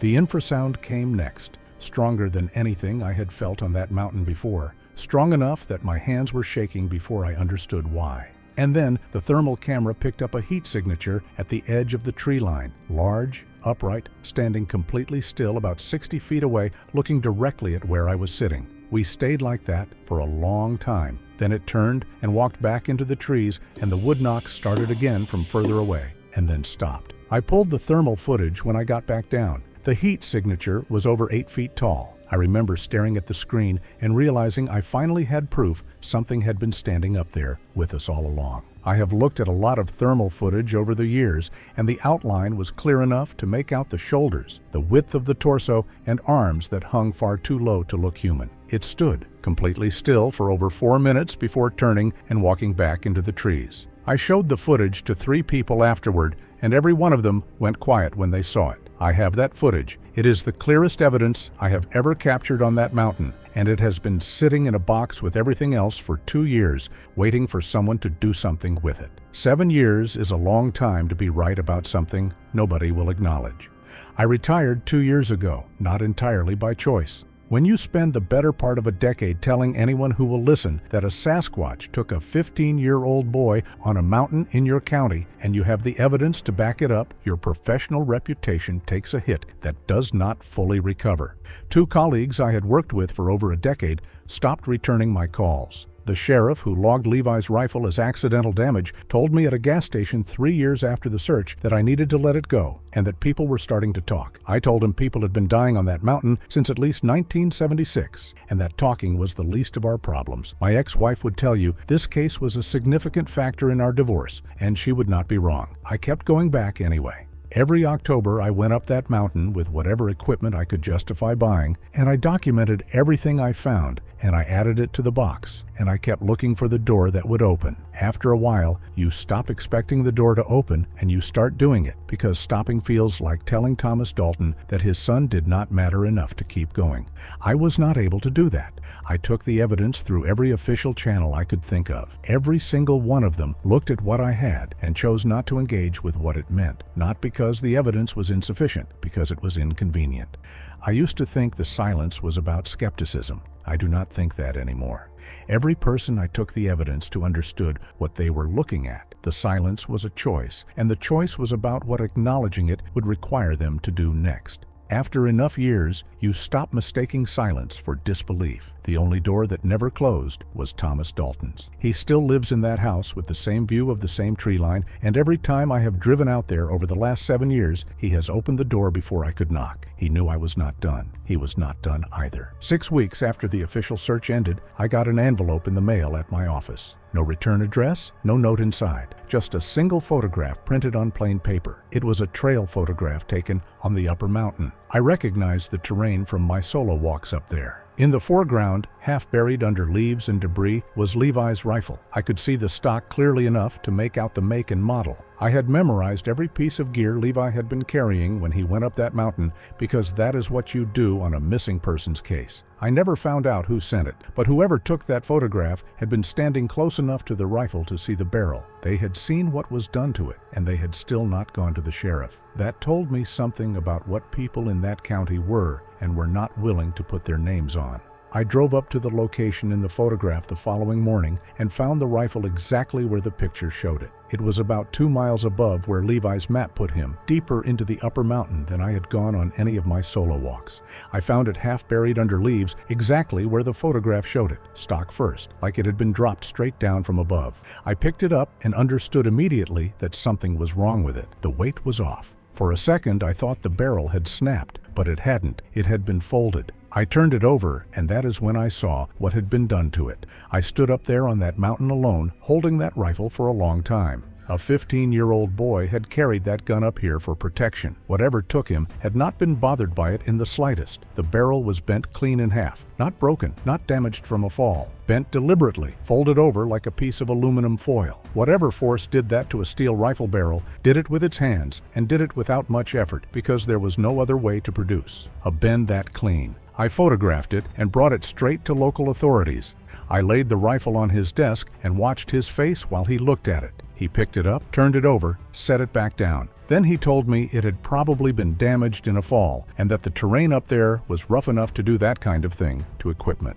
I asked him to show me a fall that bends a steel barrel in half at a clean 90-degree angle without scratching the stock. He did not have an answer for that. He logged it as accidental damage and put it in a box. And that was the last time any official in that county engaged seriously with anything I brought them about Levi Dalton. But I was on that mountain. I found those prints and those broken trees and that rifle with my own hands. I have the trail camera footage and the thermal image and 40 years of October disappearances that nobody has ever officially connected. The evidence does not leave room for another explanation. Levi Dalton was 15 years old when he went up that mountain alone on October 9, 2016, and a Sasquatch took him. The terrifying evidence found on that mountain proves it.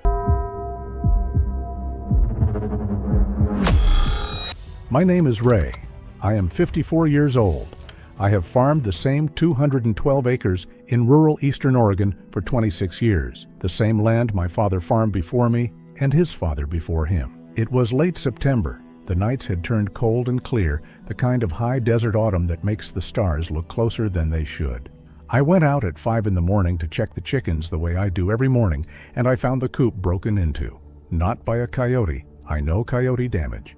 I have been fighting coyotes on this land for 26 years, and I know the signature: the dug under, the torn wire, the scattered feathers, the small bones. This was not that. The wire on the east side of the coop had been pulled away from the frame. Not cut, not chewed. Pulled.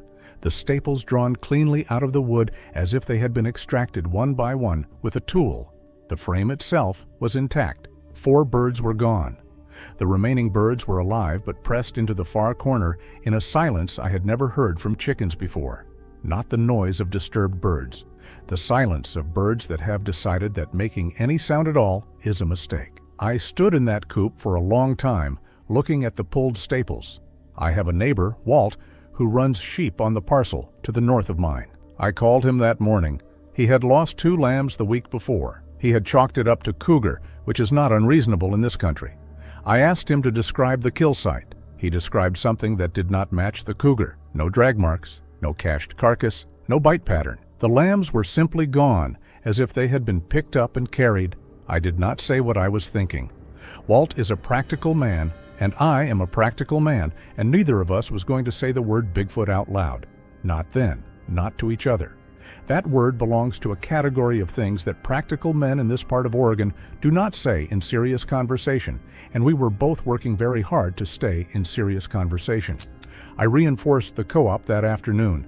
New wire, heavier gauge, doubled up on the staples. I ran a hot wire along the bottom of the frame. I put a padlock on the door. 3 nights later, 4 more birds were gone. The hot wire had been triggered. I could see where something had contacted it, the burn mark on the grass below the frame. Whatever it was had taken the shock, processed it, and continued. The heavy gauge wire was still in place, but the boards on the north side of the coop had been separated at the joint, the nails backing out of the wood with the same deliberate precision as the staples before them. A gap 6 inches wide, top to bottom. 6 inches is not enough for a coyote. It is not enough for a bear. It is barely enough for a determined raccoon, and a raccoon does not pull nails. I set up a camera. I set it on the post at the northeast corner of the coop yard, angled to cover the north wall. I ran a second one on the barn roof, covering the approach from the tree line. I checked them the next morning. The post camera was on the ground. Not fallen, the mount had been disassembled. The wing nut backed off the bolt, and the camera lifted free. It was sitting in the grass 6 feet from the post, face up, the way you set something down when you want to put it somewhere safe. The memory card was still in it. The last frame on the card was a wall of darkness with something at the right edge that I have looked at many times since. A shape, the lower portion of something. A leg, perhaps, or a forearm. Something large. The barn roof camera was still in place. It had captured nothing. Its field of view ended at the fence line, and whatever had been at the coop had approached from a different angle than I had anticipated. Something was taking my animals. It was large. The force required to extract staples and back out nails spoke to significant size and hand strength. It was intelligent. The camera removal, the approach angle that avoided my second camera, the hot wire shock absorbed and adapted to.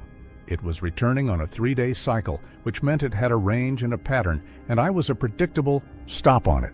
I decided to build a trap. I want to be specific about this because people have asked me since if I knew what I was trapping. The honest answer is, I suspected. The word Bigfoot had been sitting at the back of my mind like a splinter I was not ready to dig out. I had grown up in this country, and I had heard the stories my whole life, at the feed store, at the diner, from the older ranchers who had been on their land long enough to have things happen that they did not talk about in mixed company. I had always filed those stories in the same place I filed most things I could not verify, not dismissed, not accepted, just held. Now I was standing in my coop, looking at pulled staples and doing the arithmetic, and the arithmetic kept arriving at the same answer. But what I told myself I was building was a large animal trap, something that would hold whatever was taking my birds long enough for me to get a look at it and make a decision about what to do next. That is what I told myself. I built it from livestock panels, the heavy welded wire panels I use for cattle working pens.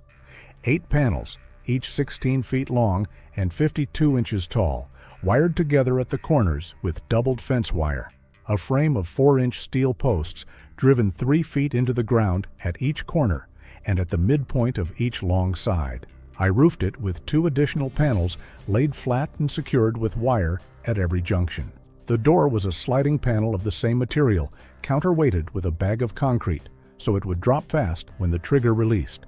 The trigger was a pressure plate, a section of 1/2-inch plywood mounted on a spring mechanism over a shallow pit at the center of the enclosure.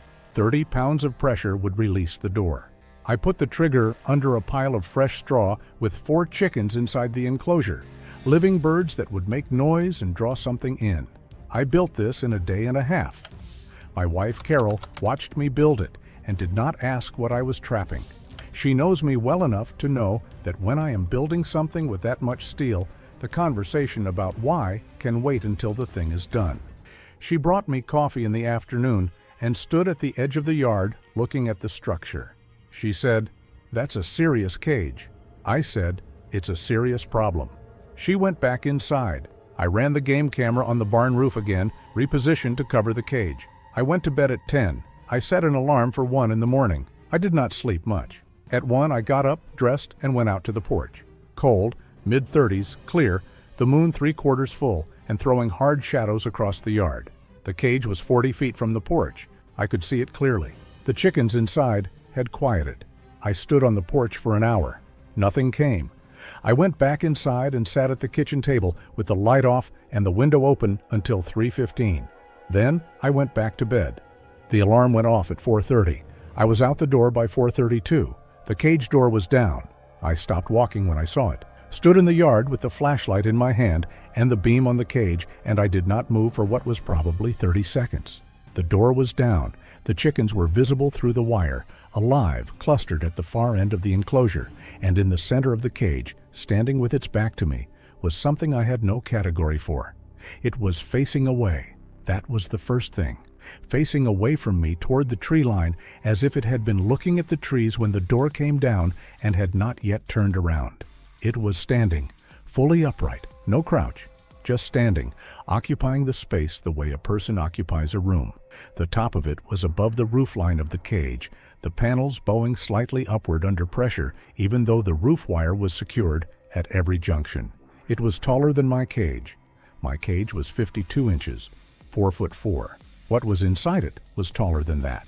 The roof wire was bowing upward under the pressure of its head and shoulders. I will tell you what I felt in that moment because it is relevant to what I did next. I felt the specific satisfaction of a problem solved. For about 4 seconds, a trap I built from livestock panels and a concrete counterweight had done what I built it to do, and the part of my brain that solves problems registered the completion of the task before the other parts of my brain caught. Then it turned around. I have spent a lot of time since trying to find the right language for that moment, and I am not sure the right language exists. It turned around in the cage the way you turn around in a small room, carefully because the space was barely adequate, shifting its weight with a precision that told me it knew exactly where its body was in the space at all times.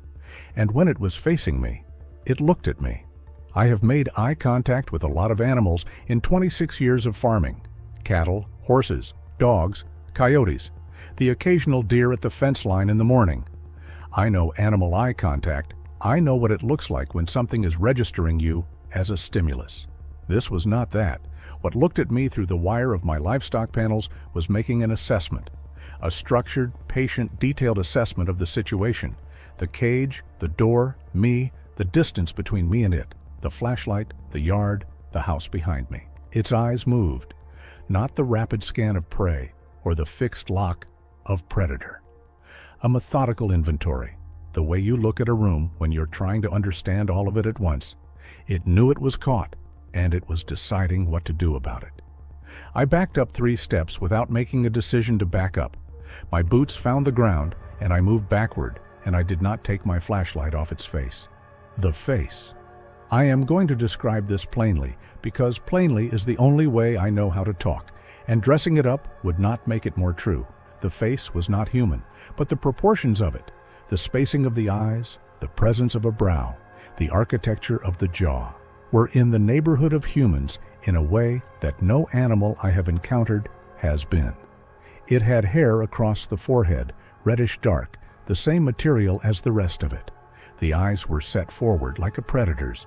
The nose was broader than a human nose. The jaw was substantial in a way that suggested significant bite force. But the eyes were what stopped me from backing up further. Not because they were frightening, because they were considering me the same way I was considering them, with the same quality of organized attention, the same inventory. I had caught something that was thinking about being caught. I went inside and sat down at the kitchen table, and I am not too proud to tell you that my hands were not steady when I put the flashlight down. Carol came downstairs at 5. She looked at my face, and then out the kitchen window at the cage, and then at my face again. She said, "What is it?" I said, "I don't know exactly." She said, "Is it hurt?" That question had not occurred to me yet. I said, "I don't think so. I don't know." She went to the window. From the kitchen you could see the shape of it through the wire in the early light, the size of it, the way it was standing. Carol has lived on this land for 23 years. She is not a woman who frightens easily, and she is not a woman who pretends things are not what they are. She said, "Ray, that's not an animal." I said, "I know." She said, "Is it a Bigfoot?" I had not said the word out loud yet, not once since this started. I had held it at the back of my mind for 2 weeks and built a cage around the suspicion without ever naming it directly. And now my wife was saying it plainly, the way she said everything. I said, "I think so." She was quiet. Then she said, "What are you going to do?" I did not have an answer. I had built the trap to solve a problem, and I had solved it. And now I had a different problem that was significantly larger than the first one, and I had no framework for it at all. I had a list forming in my head of people I could call: the county sheriff, the state wildlife agency, the university extension office, and I was working through that list and finding that none of those calls made sense. What do you say? I have a Bigfoot in a livestock panel cage in my yard, and I need someone to come and collect it? The sheriff would send a deputy who would call his supervisor, who would call someone else, and by the end of the chain, there would be federal agencies and university researchers and wildlife photographers, and every single one of them would be making decisions about something in my yard that I had built and caught and was responsible for. There is no protocol for a captured Bigfoot. I have looked since. There is genuinely no protocol. I went back outside at 6. It had sat down, not collapsed, not cowering. Sat down the way you sit when you have been standing for a while and have decided that standing is no longer the most efficient use of your energy. Cross-legged on the ground, which meant it understood the geometry of the space well enough to know that sitting was viable, where standing was a strain. The chickens had moved to within a few feet of it, which told me something about its smell or its energy, or something I do not have a word for. Prey animals do not voluntarily approach predators. Those chickens had made a calculation. I walked to within 10 feet of the cage. It looked at me, the same quality of attention as before, organized, patient, not aggressive. It glanced at the cage door, at the counterweight, at the mechanism I had used to trigger the drop. Its gaze moved across the components with the systematic thoroughness of something that was reverse engineering what had happened to it. That is when I understood that the cage was not going to hold. Not because the steel was inadequate. 4-inch posts driven 3 feet into rocky eastern Oregon soil are not going anywhere. Not because the wire was too light. A 16-gauge livestock panel is rated for cattle, and it held. The cage would hold, but whatever was in it had already figured out how the door worked. I could see it in the way its attention had moved across the mechanism. Give it time and privacy, and it would solve the door. Maybe not today, Maybe not by brute force, though I did not discount brute force given the evidence of what it had done to my coop, but it would solve it. I had maybe a day. I went back inside and I told Carol what I was thinking. She said, "Then you need to decide before the day is up." She was right. I had 3 options. Call someone, and if so, who and what happens after. Release it, open the door, and step back, or keep it and figure out next steps from there. The call option kept failing because I could not identify a single institution I trusted to handle this decently. I have dealt with government agencies my entire farming life. I know how institutions handle things they have no category for, badly, and in ways that benefit the institution more than the thing. Whatever was in that cage was not a specimen. I watched it think. I was not going to hand it to people who would treat it like one. The keep it option failed because I had already watched it study my cage door, and I did not have enough livestock panels to build something it couldn't eventually solve. That left the release option. I did not act on the release option immediately. I want to be honest about why. I was not ready. I had built a trap for a reason, and the reason had not resolved itself, and releasing it felt like admitting the reason was wrong. So instead, I went back out to the cage at 9 in the morning, and I stood 10 feet from it, and I watched. It had moved since 6. It was no longer sitting cross-legged. It had shifted to the east side of the enclosure and was standing, one hand on the wire, its weight distributed the way weight distributes when you have been standing for a while and your body is managing the fatigue without complaint. It was looking northeast, not at me, not at the house, northeast. The direction of the tree line beyond my property boundary, the direction it had come from. I had the distinct impression that it was tracking something, not visually, nothing was visible from where it stood. Something else. Sound, maybe, or something I do not have a word for because I do not have the equipment to perceive it. I went inside and got my notebook. I came back out and I sat in the folding chair I use for morning chores, and I started writing down what I was observing the way I write down everything I observe on this property that I do not have an immediate explanation for.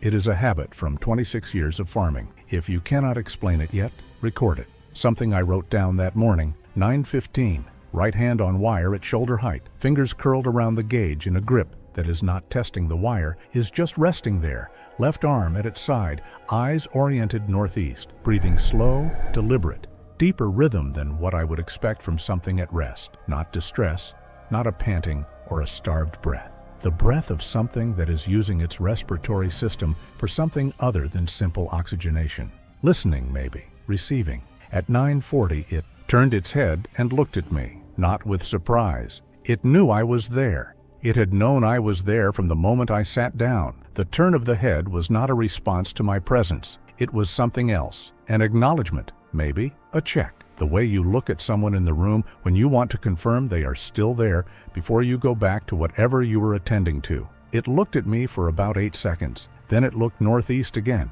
I wrote that down too. I want to tell you what it is like to sit 10 feet from a caged Bigfoot for 3 hours on a September morning, because people have asked me since, and I have not known how to answer. The honest answer is that it was the most concentrated observation I have ever done in 26 years of farming, which is a life spent in close daily attention to living things. I have watched cattle and horses and dogs and working animals of every kind. I know what animals look like across the range of their states: contentment, fear, hunger, illness, the particular unease of an animal that senses weather changing. I have a large catalog, and I know how to read it. What was in that cage did not fit the catalog, not because it was alien, because it was too close.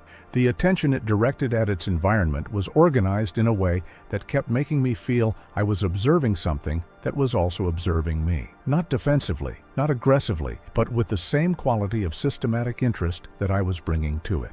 I kept catching myself adjusting my posture, the way you adjust your posture when you become aware that someone is watching you work. It was not watching me work. It was doing what it was doing, but the quality of its ambient awareness kept producing that response in me. At 10, I wrote, "This is not like watching an animal. This is like sitting in a room with someone." I crossed that out and wrote it again and left it. The morning went on. Carol brought me coffee at 10 and stood behind the chair for a minute, looking at the cage. She did not say anything. She went back inside. At 10:30, the thing in the cage sat back down, cross-legged again, and closed its eyes. not sleep. The rhythm of the breathing changed, but remained deliberate, and the posture did not have the slackness of sleep. Something more like what I have seen horses do when they are conserving energy but remaining alert. A very particular kind of rest. I sat with it for another hour. What I kept coming back to, sitting in that folding chair in the September morning, was the chicken. A single bird had climbed into the thing's lap at some point between 6 and 9. It was still there when I came out at 9. A Rhode Island red hen, one of the older ones,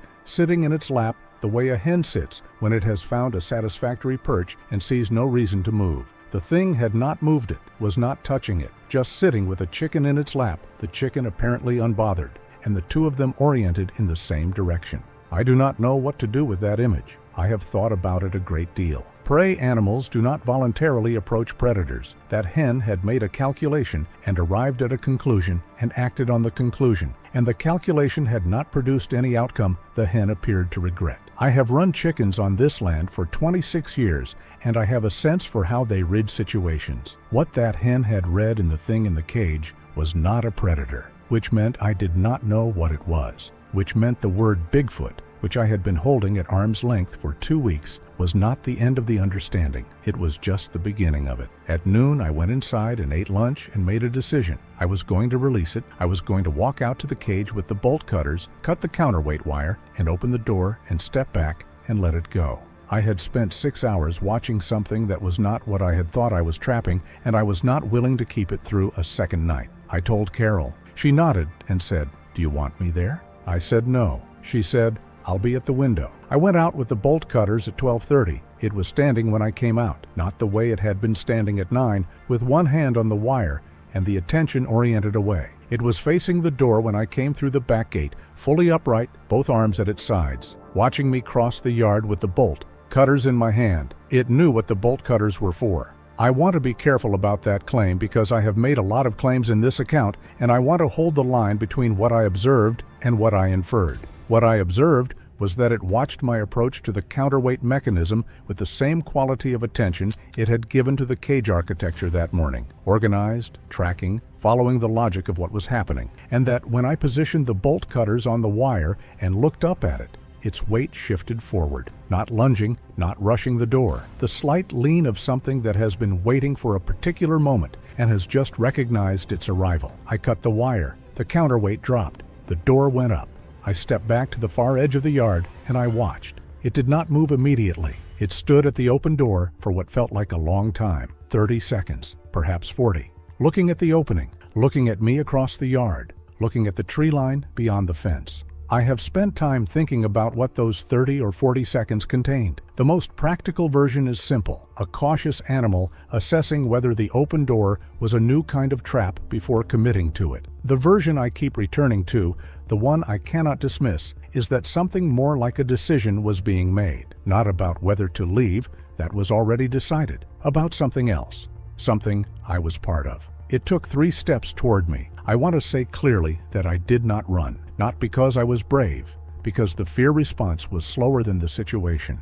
By the time my body understood it should be afraid, it was already over. 3 steps, which put it approximately 6 feet from where I was standing, and then it stopped. 6 feet. I could see the individual hairs at its brow line. I could see the specific color differentiation in the fur where the chest darkened relative to the arms. I could see the size of its hands in a way the cage wire had not allowed, the full unobstructed fact of them, the length of the fingers relative to the palm, the thickness of the joints. These were the hands that had pulled my staples. They were twice the size of mine. It looked at me for what I estimated was 15 seconds. A specific, organized attention, the same inventory it had run through the cage wire that morning, applied now to my face at 6 feet. I did not move. I did not speak. I breathed as steadily as I could manage, and I held the bolt cutters at my side, and I looked back. Then it turned, walked to the fence at the northeast corner of the property, stepped over the top wire the way I would step over a low curb, and went north, straight north, toward the pasture, toward the cattle pen 200 yards up the slope. I did not understand the direction immediately. I thought it was simply the most direct route to the tree line, and I stood at the edge of my yard and watched it go, and I thought, it is done. The problem is resolved. I made the right call. Then I heard the cattle. The cattle pen is 200 yards north of the main yard, past the barn, at the edge of the property where the pasture meets the tree line. I run 23 head on that pasture in the fall. I have run cattle on this land for 26 years. I know every sound they make in every condition, in heat, in cold, in the presence of a coyote at the perimeter, in the hours before a weather change. I know the sound of a herd that has been startled, and the sound of a herd that has been hurt, and the sound of a herd that has simply smelled something it does not recognize. What I heard coming from the north pasture as I went through the back gate was none of those things. I was running by the time I came around the barn. The fence was down on the east side of the pen. 2 rails snapped clean at the midpoint, the posts they had been nailed to pulled from the ground and lying in the pasture grass still attached to the nails. Something had gone through the fence rather than over it, not a gap, through, in the way that something goes through a thing when the thing is simply not a relevant obstacle. The herd was bunched at the far west corner, pressed together in the way prey animals press when they have identified a threat and run out of options. All 20 of them accounted for, all of them alive. All of them were as still as I have ever seen 20 cattle be at once, which is a kind of stillness I did not know cattle were capable of producing. 3 of the younger steers were not in the corner. I will tell you what I found in the order I found it, and I will tell you plainly, and I will not describe it in more detail than the account requires. The first steer was at the edge of the pasture near the irrigation ditch. It had not been dragged there. It had not been fed upon. What had been done to it had been done quickly, and had been done by something operating at a level of force I have no comparison for in 26 years of ranching. The second steer was 20 yards further north, the same. The third I found at the north fence line, against the wire. I stood in that pasture for a long time. I had released it. That is the thing I kept coming back to, standing there in the September morning with the sun fully up and the shadow of the barn cutting across the pasture grass behind me. I had released it. I had made the decision I thought was the right one. I had walked out with the bolt cutters and cut the counterweight wire and opened the door and stepped back and watched it walk north. And the direction it walked had told me nothing. And I had stood at the edge of my yard and thought, the problem is resolved. 3 steers at the north fence line told me something different about what the problem had actually been. I understand now what 11 hours in a cage 4 feet 4 inches tall does to something that has spent its whole life moving through open country. I had watched the intelligence across those 11 hours. The inventory, the assessment, the patience, the chicken sitting unbothered in its lap. I had watched all of it, and I had made a calculation about what it was. I had not made an adequate calculation about what 11 hours of confinement was doing to what it was underneath the intelligence. I stood in my north pasture, and I looked at the tree line where it had gone, and I thought about the 15 seconds of eye contact at 6 feet before it turned. About the specific quality of that attention, about what it had been deciding in those 15 seconds that I had not understood it was deciding. I think it had already decided about the cattle before it looked at me. I think the 15 seconds were something else. I have farmed this land for 26 years, and I have dealt with losses before, to weather, to disease, to coyotes, and the occasional cougar. Losses are part of this work. You account for them, and you absorb them. And you keep going because stopping is not a viable option on a working farm. I absorbed this one. I kept going. I stood in that pasture with the September morning clear and cold around me and the tree line quiet to the north, and I understood, in a way that I had not understood before that morning, the size of what I had been dealing with. I had built a trap to solve a problem. What I had not understood until I was standing in my north pasture looking at the tree line was the size of the problem I was actually dealing with.